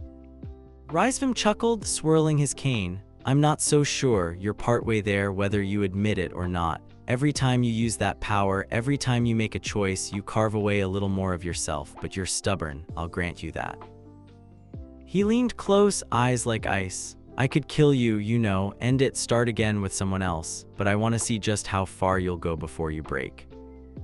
Issei glared up, defiant. Keep watching then, because I'll never give you what you want. Rizevim's laughter echoed down the hall long after he left. Days bled together, food was scarce, sleep rarer still. Issei healed slowly only because DxD lent him enough strength to stand. But the darkness in the boosted gear grew with each battle, each compromise. Issei could feel its hunger, its temptation to strike without mercy, to answer cruelty with more cruelty. At night he dreamed of home, of the clubroom, of Asia's prayers, of Rias' soft apology that never came. One evening, as he tended to his wounds in silence, the masked woman reappeared. She pressed a vial into his hands, sweet water laced with magic. Drink this, you'll need your strength, she whispered. Something changing. The guards are scared, so is Rizevim. He's planning something big. Issei's grip trembled. Thank you. She nodded and vanished into the shadows, leaving him with her hope. He drank, feeling warmth spread through his body. DxD's voice stirred a little stronger. We are not finished, partner, not as long as you fight. He let the words settle in his bones. He would fight no matter what. In the underworld, Sona and Tsubaki met with Rias and her peerage. The tension was thick, but shared purpose burned away the old rifts. We found a pattern, Sona explained, laying out maps and schedules. Shipments of magical artifacts, forbidden texts, Longinus users captured across the world, all funneled to one location, Rizevim's fortress here. She tapped a mountain on the border between the old Satan territories, a place lost to legend and blood. It's warded with ancient magic, but there's a gap. Every full moon, the barrier weakens. That's when he moves his most dangerous pieces. That's our chance. Kiba's hand tightened on his sword. Zenobia smirked, ready for battle. Aquino's lightning shimmered around her fingers. Even Gasper, trembling, nodded his determination. Rias looked to Sona. We do this together for Issei. Sona smiled. For all of us. They began to plan, forging alliances with Azazel, Seraphal, even old enemies who feared what Rizevim might unleash. The clock was ticking. Back in his cell, Issei dreamed of fire and water. DxD soared overhead, calling him forward, but the sky was choked with chains and smoke. He awoke to the sound of keys rattling in his lock. Guards entered, dragging him to a new room, larger, colder, lined with mirrors and runes. Rizevim stood at the center, his eyes fever-bright. Welcome, Issei-kun, to your reckoning. You've defied me, embarrassed me, made a legend out of my experiment. That ends tonight. Issei faced him, every muscle screaming with exhaustion, but his gaze steady. Rizevim gestured, and from the shadows stepped a figure, half dead, a sacred gear wielder whose mind had been shattered. The air crackled with unstable energy. Fight or die, Rizevim said, and unleashed the figure.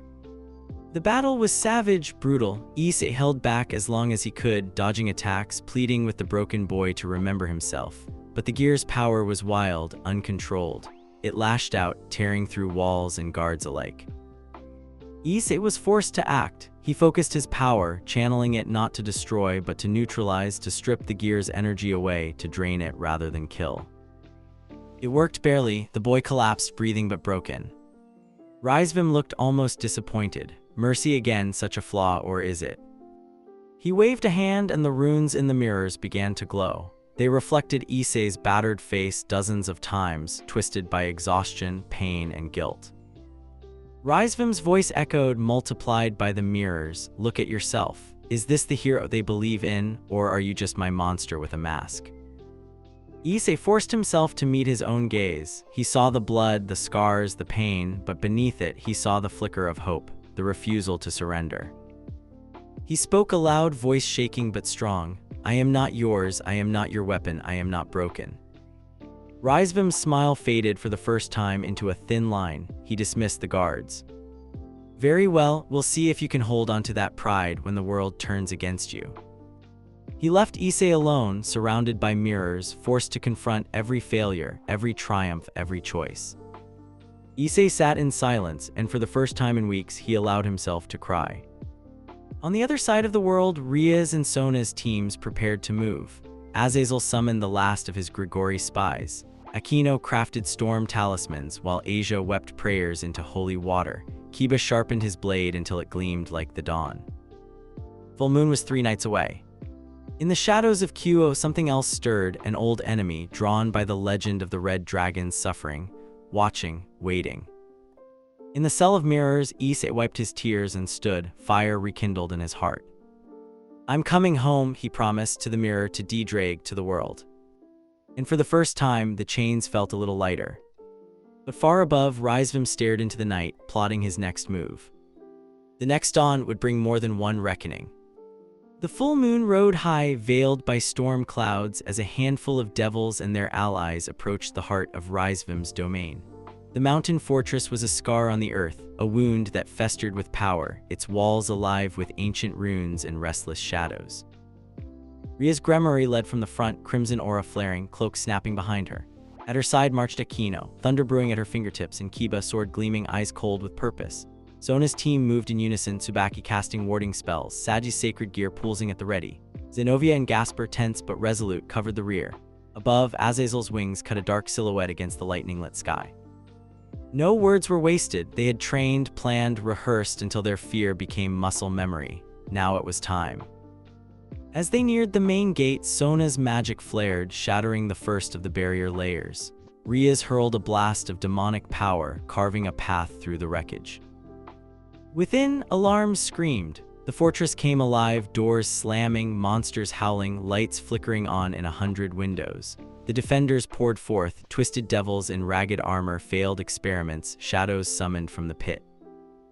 Kiba charged first, blade flashing, cutting a swath through the nearest foes. Aquino followed, lightning splitting the sky, each bolt guided by vengeance. Sona's team moved as one, shields interlocking, spells weaving in seamless arcs. Azazel dived, scattering enemy ranks with holy fire. The battle raged, desperate and savage, each inch paid for in blood and fury. But the attackers pressed on toward the heart of the fortress, where Issei waited. Issei was jerked from restless sleep by the sound of klaxons and roaring combat. His cell door burst open. Rizevim's guards seized him, not with the usual contempt but a kind of nervous haste. He was dragged, half-dressed and bloodied, through winding corridors now shuddering with spells and shockwaves. They brought him to the great arena, a wide pit ringed with tiers of seats, now filled with Rizevim's most loyal monsters and sycophants. On a dais above, Rizevim himself lounged, cane across his knees, eyes shining with anticipation. The guards threw Issei to the sand. He staggered up, blinking away blood, only now realizing his wounds had been half-healed by magic, enough to keep him standing, not enough to make him strong. "Welcome, my little audience," Rizevim's voice crackled over the amplifiers, giddy as a game show host. "Tonight, a special treat, a reunion for the ages. Gremory's wayward pawn faces his old friends. Will they save him or will they judge him? Let's find out." The far doors crashed open. Rias and her team swept in, bloodied but unbowed. Kiba's sword gleamed, Zenovia's blade hummed, Aquino's lightning arced in her hair. Sona's team fanned out, Tsubaki's eyes hard as glass. For a heartbeat, the world froze. Rias' lips parted, her voice a whisper. "Issei." He met her eyes, he saw hope, guilt, terror, love all at once. His heart twisted. Kiba stepped forward, sword lowering, searching Issei's battered face for some trace of the friend he'd lost. Issei, Kiba breathed. Aquino's hands trembled. Zenovia glanced from Issei to Rias, fury and confusion warring in her eyes. Gasper pressed against Saji, hiding, but his gaze never left Issei. Issei tried to speak, but Rizevim's laughter drowned him out. "Touching, but don't get too cozy. We have rules tonight. Only one can leave this arena alive unless you're brave enough to break them. Go on, devils, rescue your dragon, or slay him before he becomes my weapon forever." Spells surged at the edge of the arena, barriers woven by Rizevim himself, shimmering with impossible power. Rias flinched as her attempt to dispel them failed. "He's using Longinus magic," Sona spat. "We're trapped in here with him." Rizevim clapped. "That's the spirit, let's begin." He gestured and the arena walls shifted, runes pulsing. Spikes rose from the sand. Spectral devils flickered into being, their eyes empty, their claws deadly. The floor began to rotate, tilting and spinning. "Survive my games if you can," Rizevim called. Issei's mind raced. DxD's voice, stronger than in weeks, surged in his heart. "Partner, your friends are here, but the enemy controls the field. Stay sharp." A wave of spectral devils crashed toward the intruders. Kiba and Zenovia met them head-on, swords blurring. Aquino and Sagi unleashed blasts of lightning and flame. Tsubaki and Gasper shielded the wounded. Sona and Rias fought side by side, weaving demonic magic and strategic orders. Issei forced himself up, fighting through pain and weakness. He looked for a way to help, but the boosted gear felt sluggish, its power sapped by weeks of abuse and Rizevim's enchantments. "Issei," Rias called, desperation in her voice. "Get to us, we'll break through together." Issei took a step forward, then froze as a new horror materialized from the shadows. The masked priestess, Fafnir's puppet, wielding chains of darkness. She hurled them at Issei. He dodged barely as the chains ripped into the sand where he'd stood. Aquino saw and screamed, "No." Issei dove rolling, then scrambled upright. "Go, I'll hold her off." Rias shouted, "We're not leaving you." The priestess chanted, magic swelling, her chains writhing toward Issei and the others. Zenovia intercepted her, blade clashing with spell, buying Issei a moment to breathe. DxD's voice pulsed in his mind. "Boost, partner, remember your heart, fight for yourself." Issei focused, dragging up every ounce of power he had left. The boosted gear responded, red scales blazing but shot through with veins of black. He leaped forward, intercepting the priestess. Their attacks collided, energy shrieking, but this time Issei did not falter. He roared, "I am not your monster." He slammed the boosted gear into the arena floor, shattering the runes beneath. Magic fizzled and died in 100 places. Rias' team surged to his side, forming a circle around him. Rias reached for him, tears spilling down her cheeks. "Issei, I'm sorry, I'm so sorry." He flinched from her touch, pain and hope warred inside him. "Why?" he whispered. "Why did you do it?" Rias' voice broke. "I was ordered. They said you were a threat. I thought if I obeyed, you'd be spared worse. I didn't know it would be like this. Please, Issei, come home." Aquino wept, her hand finding Issei. "We never stopped loving you, not for a moment." Kiba nodded, his own eyes wet. "We're here, Issei. We'll fight for you even now." Issei almost believed them, but then the priestess screamed, pouring magic into the chains, and the arena warped. The floor splintered, walls buckled, the very air began to hum with violence. Rizevim stood, cane raised high, eyes mad with delight. "Enough sentiment, let's see how much your bonds are worth." He unleashed a torrent of magic, an unholy fusion of Longinus energy and forbidden arts. Barriers crashed down, pinning the teams apart. Spectral devils swarmed anew, this time laced with anti-magic that burned with every touch. The battle turned savage. Sagi and Gasper were separated, barely holding a defensive line. Aquino's lightning fizzled as anti-magic struck her, forcing her to fall back. Kiba bled from a dozen wounds, fighting like a man possessed. Issei found himself face to face with Rias again, the chaos swirling around them. She fell to her knees, begging, "Please, come back with us. I'll face the Satans. I'll tell them everything. Just come home." He hesitated, torn between rage and longing. But Rizevim's laughter slashed through the moment. "How touching, but Issei, your story isn't over. You can't go home, not until you're truly broken or truly reborn." He snapped his fingers. The priestess shrieked. Chains of pure void magic shot from her arms, binding Rias, Kiba, and Aquino, dragging them away. Rizevim's magic filled the arena, warping space and time, pulling Issei into a nightmare, visions of himself slaughtering his friends, of DxD screaming, of Rias weeping over his corpse. "Make your choice, Issei," Rizevim taunted. "Will you save them or destroy yourself trying?" Issei roared, power exploding from within. The boosted gear blazed, a storm of red and black, light and darkness. DxD's voice thundered in his soul. "Now, partner, show them who you are." Issei lunged for Rias, shattering the chains, catching her as she fell. He spun, lashing out with desperate force, breaking the bonds on Kiba and Aquino. Together, the Gremory team rallied, forming a battered wedge, pressing toward the arena's edge.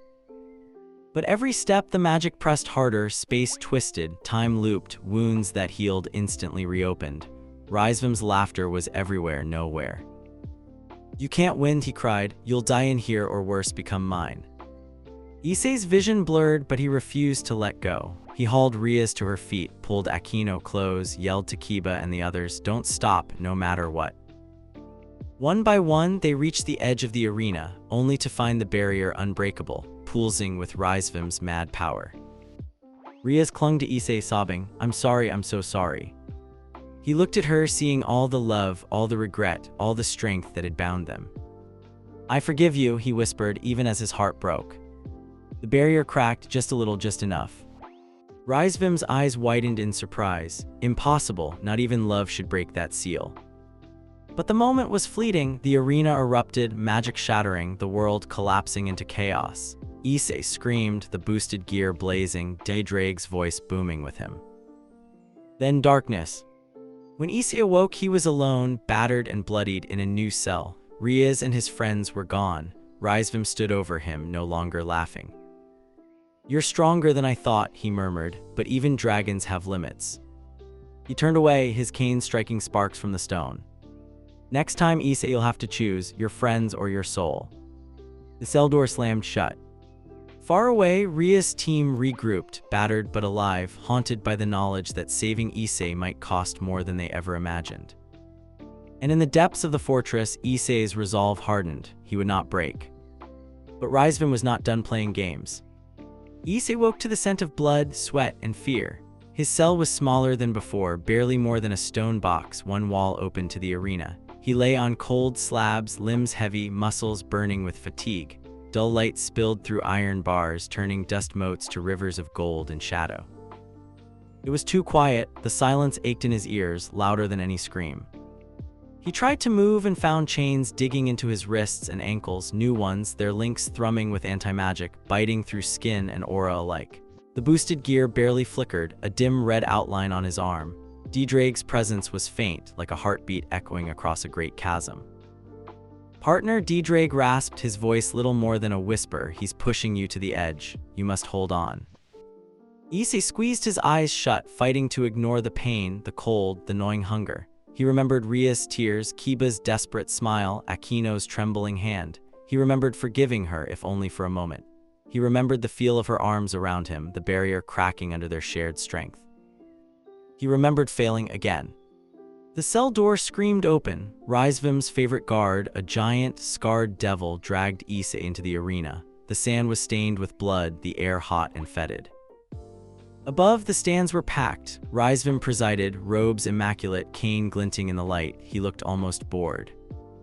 "Welcome back, Red Dragon," he called, voice smooth as silk. "Tonight you face your greatest test. No more children, no more strangers, just your own heart."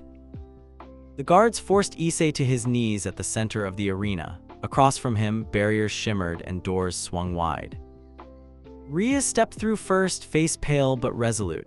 Akino, her aura flickering with controlled rage. Kiba, blade drawn, a storm of pain and hope in his eyes. Zenobia and Gasper flanked them, shields raised. Rizevim's voice boomed, filling the arena. "If you can defeat them, I'll let you live. If they defeat you, perhaps I'll let them go. But if you hesitate, if you hold back, I'll kill them myself. Fight, Red Dragon, fight for your life." Issei staggered to his feet. The boosted gear barely responded, its red light sickly and thin. He met Rias' eyes, searching for anger, for blame, but found only sorrow. Akino stepped forward, lightning crackling along her arms. "We don't have a choice, Issei, I'm sorry."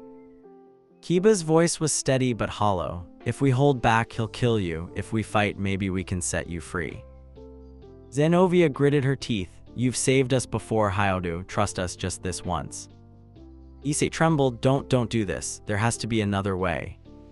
Rias' eyes filled with tears. "We're sorry." Rizevim clapped, delighted. "Let the show begin."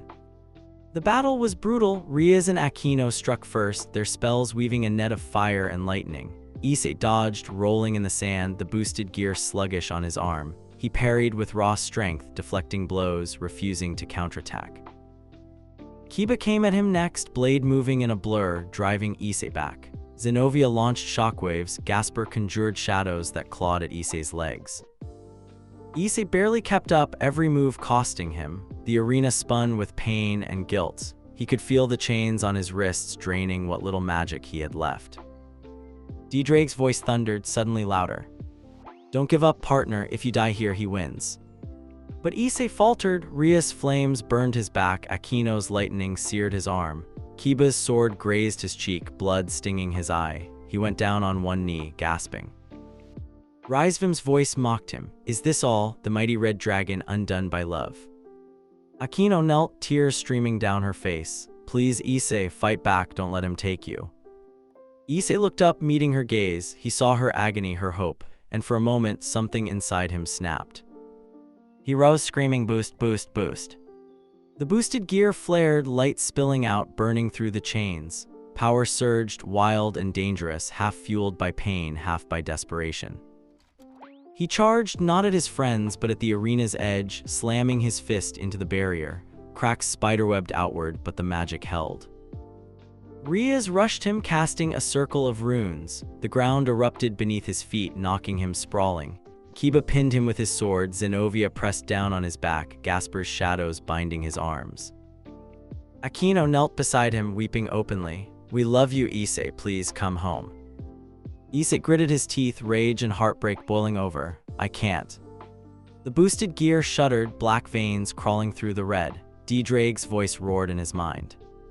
Don't let it consume you. But the darkness was too strong. For a moment, Issei saw himself through Rizevim's eyes, a weapon, a beast, a curse upon the world. He screamed, the world turning red and black. Inside his mind, Issei found himself standing in a crimson wasteland. The sky burned with dragon fire. Chains stretched across the horizon, pinning him in place. Before him stood DxD, colossal and majestic, his scales gleaming with light and shadow. You are losing yourself, DxD rumbled. If you fall, I fall. But if you rise, we rise together. Who are you, Issei? How do? Issei sank to his knees, broken. I don't know if I'm still me. DxD lowered his great head, eyes kind but fierce. You are the boy who fought for his friends, who loved without shame, who forgave even when wronged. But you are also the boy who survived horrors, who endured.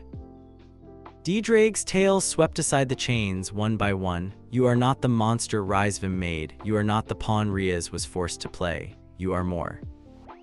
Issei felt strength return to his limbs. He stood, facing the dragon. Help me, DxD, I can't do this alone. You never were alone, DxD said, pride ringing in every word. The dragon's fire surged, burning away the last of the chains, filling Issei with power, fierce, bright, and free. He opened his eyes in the arena, the boosted gear blazing. The chains shattered, the magic binding him to Rizevim snapping like dry twigs. Rias gasped, Issei. He stood, trembling but whole. I'm here, I'm myself. Rizevim's voice thundered, furious. No, you're mine. He unleashed a wave of dark magic, flooding the arena. The barriers began to collapse, warping space and time, turning the battle into chaos. Outside the arena, Sona and her team battered at the doors, breaking through Rizevim's final wards. Azazel arrived, wounded but alive, leading a wave of reinforcements, fallen angels, devils, even a few stray exorcists desperate to stop Rizevim's madness. They burst into the arena just as the world began to fall apart. Kiba, bloodied but unbowed, reached for Issei. We're getting out of here, all of us. Zenovia blasted a path through the specters. Akino shielded the group with lightning. Asia sprinted forward, holy water glowing in her hands. But Rizevim would not be denied. He appeared in a storm of shadows, cane blazing with corrupt magic. You cannot have him, he is mine. The world will burn before I lose. He pointed his cane, aiming a curse straight at Issei, but Kiba moved first, leaping into the path of the spell. The curse struck, wrapping Kiba in chains of darkness. He collapsed, gasping, as Rizevim's power began to consume him. No, Issei screamed, rushing to his friend. Kiba smiled, pain etched across his face. Forgive me, Issei, I had to do it, had to save you. Issei wept, clutching Kiba's hand. You're not going to die, I won't let you. DxD's voice echoed in his soul. This sacrifice, let it not be in vain. Find your strength, fight for him. Issei rose, rage and love burning in his veins. The boosted gear erupted with new power, a fusion of dragon fire and hope. He faced Rizevim, eyes blazing. This ends now. Rizevim only laughed, retreating as the fortress shook. So be it, but you cannot win, Red Dragon, not yet. He vanished, leaving chaos in his wake. The arena walls crumbled as the rescue team formed a circle around Issei and the wounded Kiba. Asia knelt, pouring healing magic into Kiba, tears streaming down her face. Gasper, exhausted but determined, conjured a veil of shadows to hide their escape. Sona and Azazel cut a path through the collapsing fortress. Rias and Issei, side by side, carried Kiba toward freedom. As they ran, Rias whispered, "I'm sorry, Issei, I'm so sorry." He squeezed her hand, voice choked. "We'll make it right for all of us." Behind them, the fortress shook. Rizevim's laughter echoed, promising vengeance. But in the darkness, a new hope burned, a hope forged by sacrifice, by love, by the unbreakable bonds of friendship. As dawn broke, the survivors staggered from the wreckage. Issei, battered but unbroken, stood at the edge of the world, Kiba alive but forever changed. DxD's voice was strong in his heart. "This is not the end, partner. This is a new beginning." But as the sun rose, Issei knew Rizevim was not defeated. He had been wounded, but not destroyed. The final battle loomed, and the cost would be higher than anyone dared imagine. Dawn's first light crept across the broken landscape, painting the ruins of Rizevim's fortress in pale gold. Smoke still curled from collapsed towers. Corpses, both monstrous and human, littered the scorched earth. In the hush after violence, even the birds seemed to mourn. Issei Hyodu staggered through the rubble, one arm wrapped around Kiba, who hung limply, breath shallow. Rias, Aquino, and Zenobia flanked them, every step a struggle. Gasper's shadows drifted at their heels, flickering with exhaustion. Asia pressed close, her hands shining with healing magic, her prayers nearly hoarse. Behind them, Azazel barked orders, leading the battered coalition, devils, fallen, exorcists through what was left of the shattered stronghold. Sona and Tsubaki guided survivors, eyes wary, spells at the ready for any new threat. All around, the wounded wept, cursed, or stared in shell-shocked silence. They were free, but it felt like ashes in Issei's mouth. He looked down at Kiba, whose body was racked by the black curse Rizevim had unleashed. The darkness clung to his veins, pulsing with each labored heartbeat. Asia worked desperately, sweat beading her brow, but even her most powerful spells only slowed the spread. Aquino brushed tears from her face, voice shaking. "Asia, can you save him?" Asia shook her head. "The curse is ancient, too strong for me alone. I'm sorry, I'm so sorry." Issei's hands trembled. "Don't say that, we just got him back, there has to be something." Kiba's eyes fluttered open, he managed a faint smile. "I'm not afraid, Issei, not with you here, but you have to keep fighting, don't let this be for nothing." Zenobia, silent for once, knelt beside her fallen friend, placing a hand over his heart.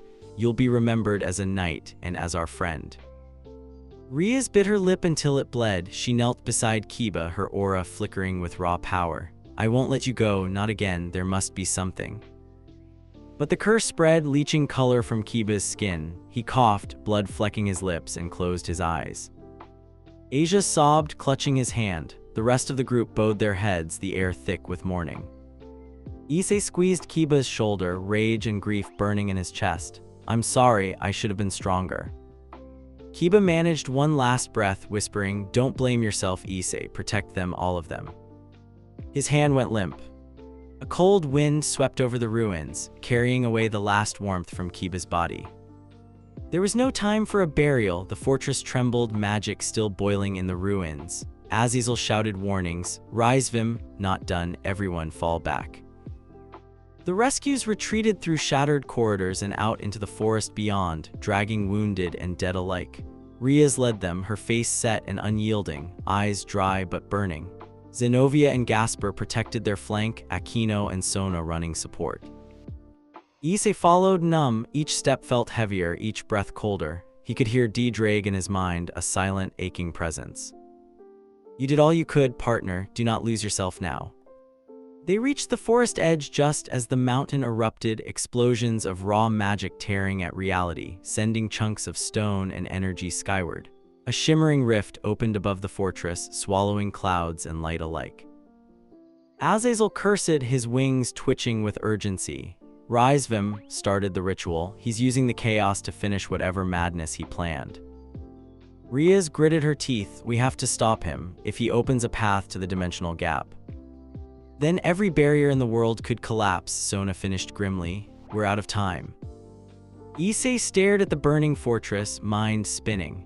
In the heart of that darkness, he could feel Rizevim's presence, a cold, monstrous malice that threatened to drown the world. But there was something else too, a heat in his chest, ancient and wild, pulsing in time with the boosted gear. DxD stirred stronger than before. He's using the deaths, the pain, to tear a hole between worlds, DxD said. He means to break all the chains, bring ruin to gods and mortals alike. Issei clenched his fists, then I have to stop him. Rias turned desperate. You're too weak, Issei, let us go together. He shook his head. If I go with you, you'll die. If I go alone, maybe, just maybe, I can reach him. DxD and I, we can do this. Akino moved to argue, but DxD's power flared, radiating from Issei's body, silencing her. I have to try, Issei said softly, meeting each of their eyes in turn. For Kiba, for all of you. Asia grabbed his hand, tears streaming down her cheeks. Promise you'll come back, promise. Issei forced a smile. I promise. He let the boosted gear blaze, calling on every ounce of power left in his battered body. The red gauntlet burned like a star. DxD's voice echoed in his soul. Are you ready, partner? Yeah, let's end this. He stepped forward, the world blurring, the rift in reality pulling him in. The last thing he saw was Ria's face, her lips moving in a silent prayer. The world twisted, unraveling into chaos and void. Issei tumbled through the dimensional rift, memories flashing past, his childhood, his friends, every battle, every mistake. Kiba's sacrifice burned brightest, a beacon and a wound. DxD was with him, a blazing presence of crimson fire. Do not look back, partner, this is our trial. They landed in a place that was not a place, a realm of endless sky, drifting islands, and storm-wreathed dragons circling overhead. Ancient runes burned in the air, threads of fate tangled and broken. Issei stood on a floating cliff, the boosted gear pulsing with every heartbeat. DxD appeared beside him, vast and glorious, the true Red Dragon Emperor at last. This is my domain, DxD said, the place where all Red Dragon Emperors come to face themselves. Issei swallowed, awe and fear warring inside him. What do we do now? You must face the ruin within you, the darkness Rizevim forced into our bond. Accept it or be destroyed by it. A shape formed from the mist, a monstrous, twisted version of himself, eyes burning black, the boosted gear blackened and cracked.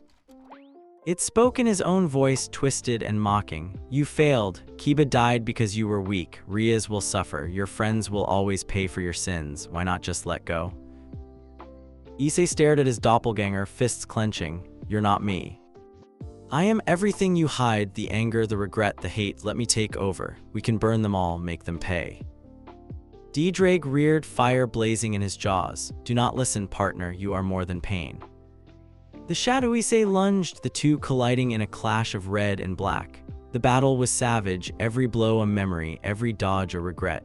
Issei fought not just for victory, but for the right to exist as himself. The shadow's voice echoed with every wound. You'll never be free, they'll always use you. Even Rias, she betrayed you. Let me be your vengeance. Issei shook with fury, but through the haze, he remembered Asia's tears, Akino's forgiveness, Kiba's sacrifice. He remembered DxD's faith in him. I'm not a weapon, he said, breathless but strong. I'm not a monster, I'm not alone. With a roar, he channeled DxD's power, burning away the shadow, embracing every scar, every flaw. The boosted gear transformed, red scales gleaming, black veins now shot through with silver light, a union of hope and darkness. The shadow shattered, the world trembling. DxD lowered his head, pride in his ancient eyes. You are ready. The ruined dragon is born not as a monster, but as a savior. The realm of dragons erupted in light. Issei felt his body heal, his mind clear, his heart beat with new strength. A voice, Rizevim's, distorted and furious, echoed from the edge of the world. You cannot stop me, the world will fall. Issei grinned, defiant. We'll see about that. The realm collapsed, hurling Issei back through the rift. He felt DxD with him, stronger than ever. Let's write our own legend, partner.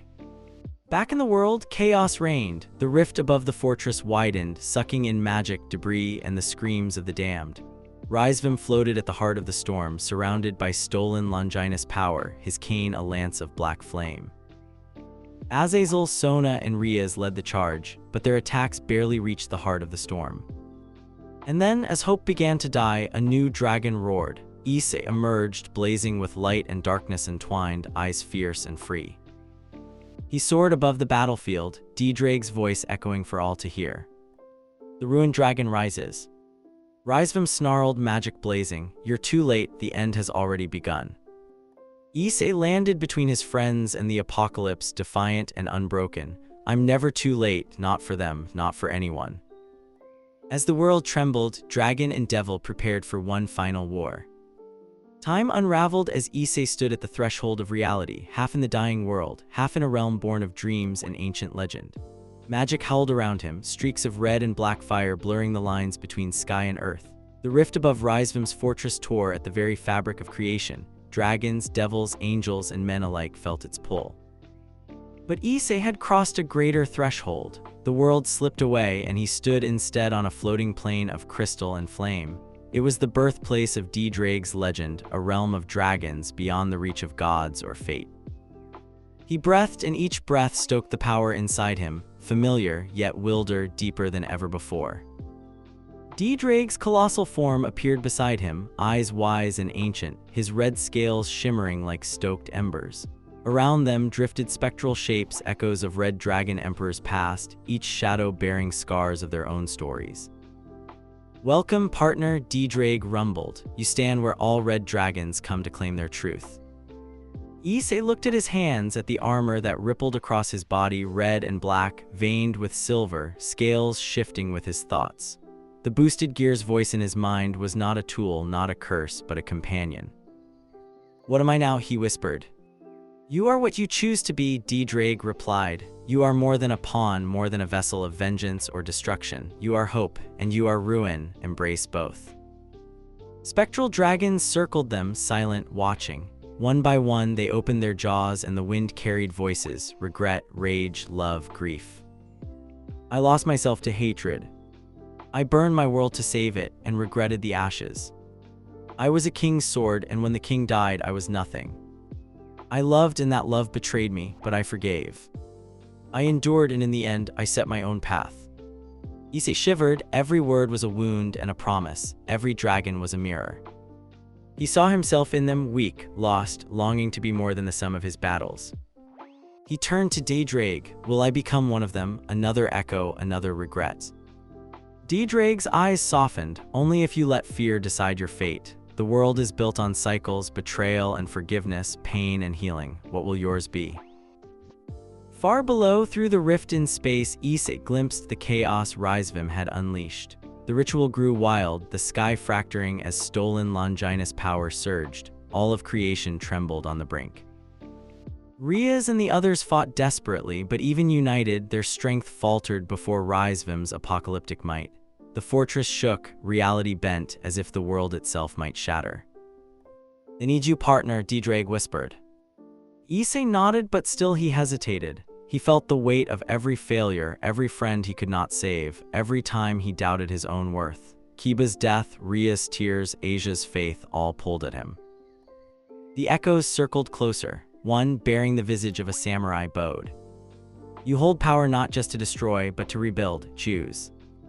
Another, a woman crowned in fire, reached for his hand. Pain forges meaning, but only if you make it so. Issei reached out, letting their memories flow into him. Every red dragon's triumph, every defeat, every hope and heartbreak, they became a river inside him. He wept not from sorrow, but from understanding. I am Issei Hyodu, he declared, voice ringing in the realm of dragons. I am the ruined dragon. I am my pain, my hope, my failures, and my love. I am not Rizevim's weapon. I am not just Rias' pawn. I am my own legend. The realm shuddered, the echoes roared, their forms burning brighter, merging with DxD's aura. Then let us fly, DxD intoned. Let us burn away the darkness together. A wind rose, strong, wild, sacred. Issei spread his wings, red and black and silver, and soared into the storm. The world snapped back. Above the fortress, the dimensional rift boiled, swallowing light and matter. Rizevim hovered at its center, black flames spiraling from his cane, every inch a devil king gone mad. Below, chaos reigned. Azazel and Sona's coalition fought to shield the wounded. Aquino's lightning scorched the earth, Zenovia's blade glowed with righteous fury, Gasper's shadows flickered in the growing void. Rias screamed spells into the howling wind, her face streaked with blood and hope. Issei, she cried, come back. Rizevim sneered, amplifying the storm. Red Dragon, you're too late, the world is mine to break, not even your precious love can save them. From the swirling rift, a new roar echoed, pure, defiant, eternal. Issei appeared, wreathed in flames that were not just DxD, but the legacy of every red dragon before him. His eyes shone with fierce resolve. Rizevim, your reign ends now. Rizevim laughed, but there was a note of fear. You cannot stop the ritual, you cannot save them.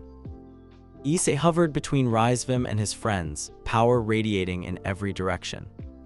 You're wrong, I won't save them alone, we do it together. He raised his hand, the boosted gear blazing, now not a weapon of war, but a conduit of all the bonds he'd ever forged.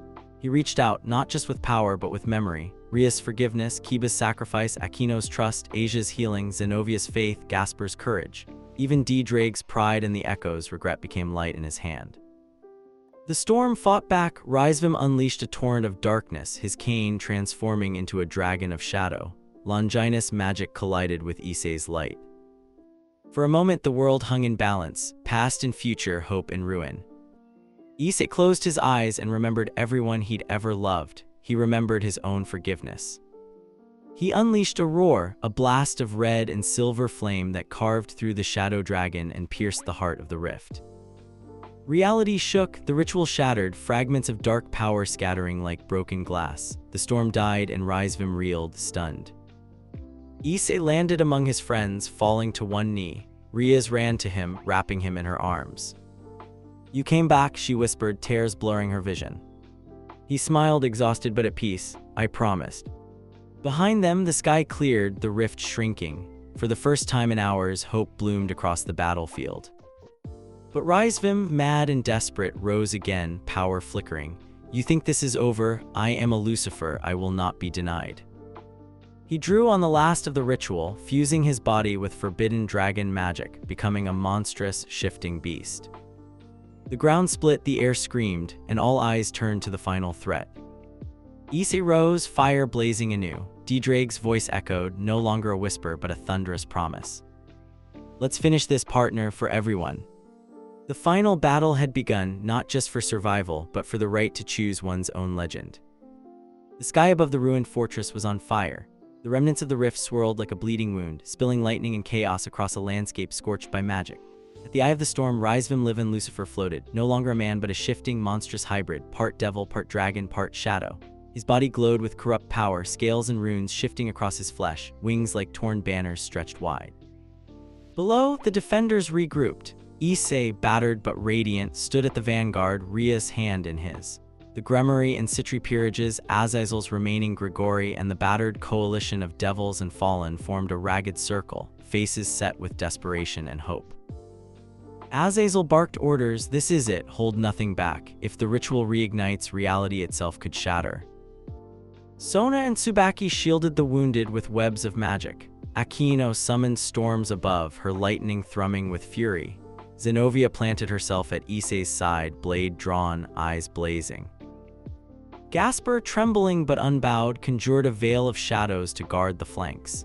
Asia, her healing magic nearly spent, refused to rest, tending wounds, her prayers a whisper in the madness. Issei squeezed Rias' hand, meeting her gaze. No more regrets, he said, not for us. Rias nodded, crimson aura blazing. We end this together. Rizevim's laughter cut through the chaos. His voice was distorted, more a howl than speech. You stand against me, all of you, pathetic. I am the last Lucifer, I am the end. He stretched out a clawed hand. Magic circles exploded in the air, chains of black fire lashing down at the defenders. Sona and Tsubaki raised barriers, the spells sparking and groaning under the assault. Kiba, his wounds bandaged, took point, rallying a handful of devil knights. Zenovia and Saji countered with holy and demonic energy. For every blow they landed, Rizevim returned 3, his power now a storm of living nightmare. Issei unleashed the boosted gear, its evolved form roaring with red, black, and silver flame. He and DxD moved as one, striking at Rizevim's weak points, clashing Dragonfire against Dragon Shadow. Boost, boost, boost. Each chant thundered across the battlefield, each punch and blast driving Rizevim back, even as the world trembled. Rias called on her full demonic power, twin spheres of destruction orbiting her hands. For Kiba, for our future, she shouted, hurling energy that warped the very air. Akino's lightning struck home, arcs snaking across Rizevim's monstrous wings, peeling away scales. Gasper's shadows tangled around Rizevim's feet, sapping his speed, while Sona's ice and Tsubaki's illusions blinded his senses. Rizevim howled, wings thrashing. He summoned the last of his stolen Longinus power, forming a blade of void, hungry, humming with the voices of the damned. He swung it at Issei. The impact cracked the earth, sending shockwaves for miles. Issei caught the blade with the boosted gear, the clash lighting the world like a new sun. You can't win, Rizevim spat, eyes burning. I am the world's ruin, I am every chain that binds you. Issei gritted his teeth, holding the void blade at bay. Chains break, Rizevim, legends change, and I'm not fighting alone. Behind him, the defenders rallied. Zenovia slashed at Rizevim's exposed flank. Akino's lightning struck his face. Rias' power spiraled in, weaving through Issei's flame. DxD's voice thundered in Issei's soul. Now partner. Issei roared, shattering the void blade, sending Rizevim crashing to the ground.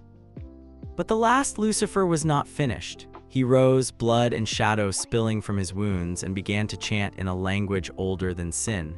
The rift above pulsed, reigniting, threatening to swallow everything. Azazel yelled, he's going to tear the world apart, Issei. Issei nodded, breath ragged. I know DxD one last time. He drew on every bond, every memory, Kiba's sacrifice, Asia's prayers, Akino's laughter and pain, Zenovia's fierce loyalty, Ria's unwavering love. He felt them all inside him, a symphony of light and shadow. He soared upward, straight into the heart of the rift. Rizevim followed, monstrous and wild. You cannot destroy me, dragon, I am the end of your story. They clashed in midair, fire and void colliding, the world cracking under the force of their duel.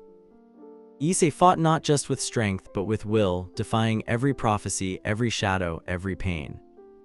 Rizevim lashed out, clawing at Issei's mind. Betrayal, loss, hate, you are nothing without it.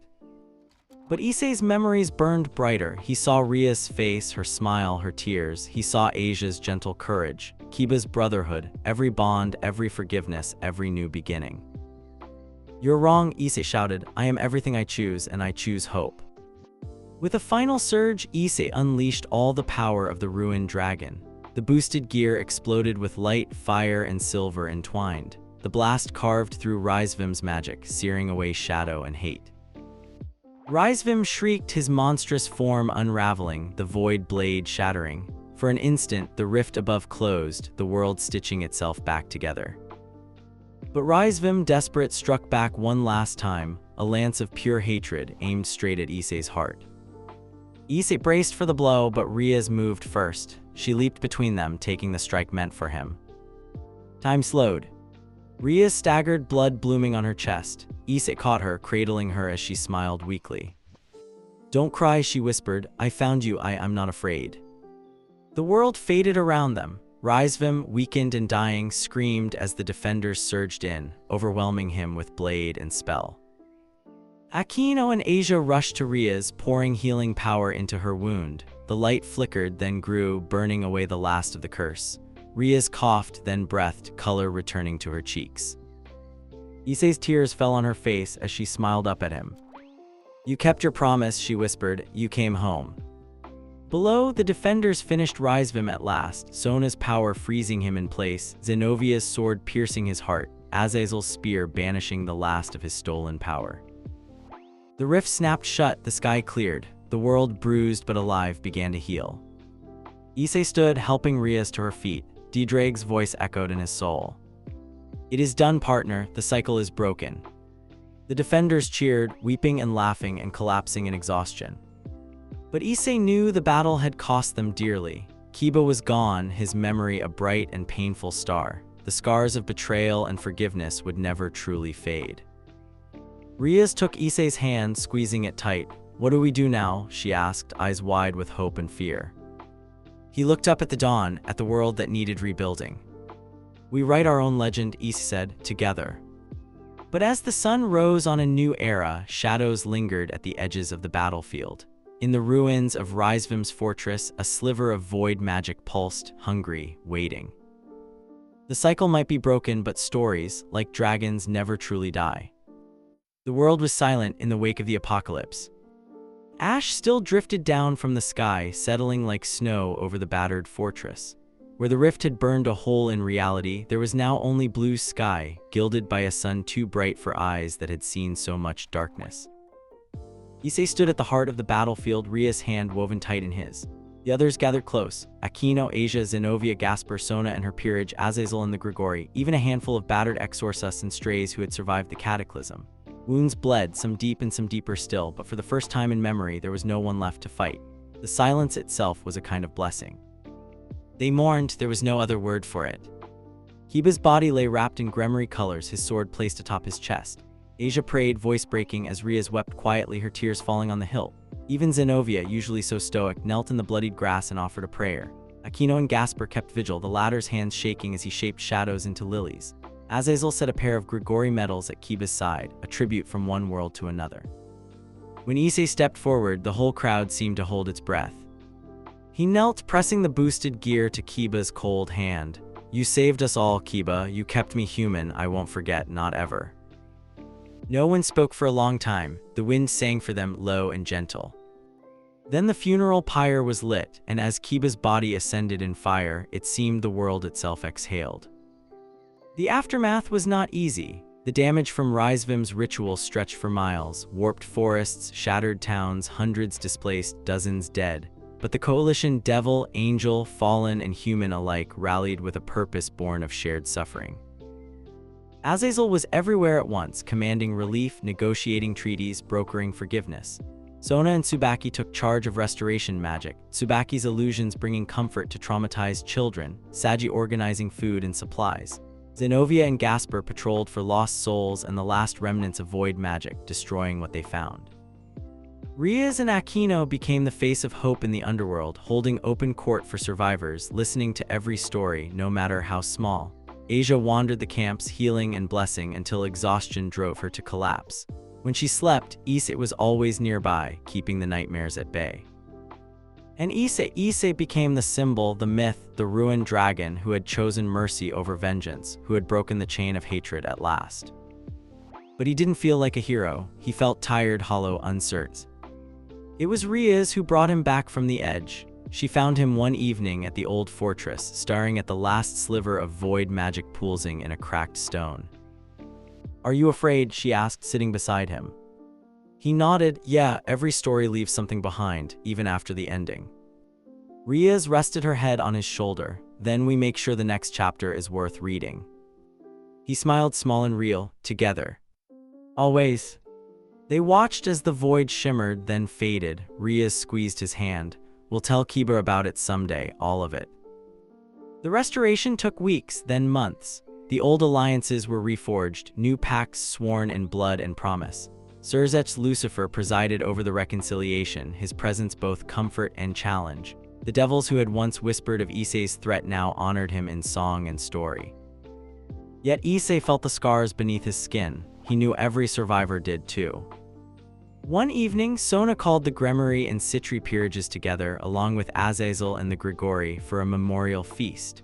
They toasted Kiba and all the lost, but also themselves, to survival, to friendship, to the right to choose one's own legend. Azazel raised his glass, to the future when we write for ourselves. The hall erupted in laughter and tears. Aquino found Issei on the balcony, gazing up at the moon. "You'll always carry a little of the darkness, won't you?" she asked softly. He nodded. "It's part of me now, but so is everything else." Aquino smiled, leaning on the rail. "I wouldn't want you any other way, Issei." When the first new students returned to Kyo Academy, the Occult Research Club reopened its doors. Rias sat at her desk, Aquino to her right, Asia and Zenobia bickering over snacks, Gasper hiding behind the curtains. The room felt different, hallowed, lived in, a little older and sadder, but still home.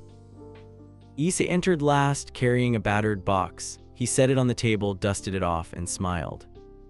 "What's that?" Zenobia asked. "Just that," Issei said. "It's tradition, right?" Rias beamed, her eyes shining. "Of course, welcome home, Issei." He set up the board, red pawn in hand, and for the first time in a long while, he didn't feel like a pawn at all. The club erupted in chaos, Zenobia demanding the first move, Aquino making tea, Asia offering cookies, Gasper hiding under the sofa. Rias laughed, her voice carrying out the window and into the bright, bustling world beyond. But the world was not without shadows. That night, as Issei slept, he dreamed of a vast field of stars. In the darkness, Kiba stood smiling, his sword slung over his shoulder. "Miss me?" Kiba asked, grin sly. Issei tried to laugh, tears streaming down his face. "Every day." Kiba clapped him on the back. "I kept my promise, you keep yours, all right." The dream faded, leaving Issei with a warmth that lingered long after he awoke. In the distant ruins of Rizevim's lair, something ancient stirred, an echo of void, a whisper on the wind. A single golden eye opened in the dark, then closed again, waiting. Spring arrived, the cherry trees in Kew burst into bloom, petals raining over the city like blessings. The world moved on, but the Occult Research Club stayed late after school, playing chess, telling stories, chasing each other through the old halls. One afternoon, Issei stood on the rooftop, looking out at the world he'd almost lost. DxD's voice, quiet and content, rumbled in his heart. "We're still here, partner, and the story not over." Issei smiled. "Good, I like a story with no ending." Down below, Rias waved, calling him to dinner. Issei jumped from the roof, landing beside her with a laugh, and together they walked into the future, one forged from ruin, redeemed by love, and written by their own hands. The world would remember the ruined dragon, and the legend he refused to let break him. But for now, the story was theirs. And that's where we'll wrap up this incredible journey. Watching Issei transform from the guy we all knew into the ruined dragon was honestly amazing. The character development, the emotional moments, those intense arena battles, this story really had everything. What did you think of that ending? I'd love to hear your thoughts in the comments below. Which moment hit you the hardest? Was it the initial betrayal, those brutal arena fights, or maybe that final confrontation with Rizevim? If you enjoyed this story, definitely smash that like button and subscribe for more content like this. And hey, if you've got any what-if scenarios you'd like to see explored, drop them in the comments. I'm always looking for new ideas to dive into. Thanks for watching, and I'll see you in the next one. Peace.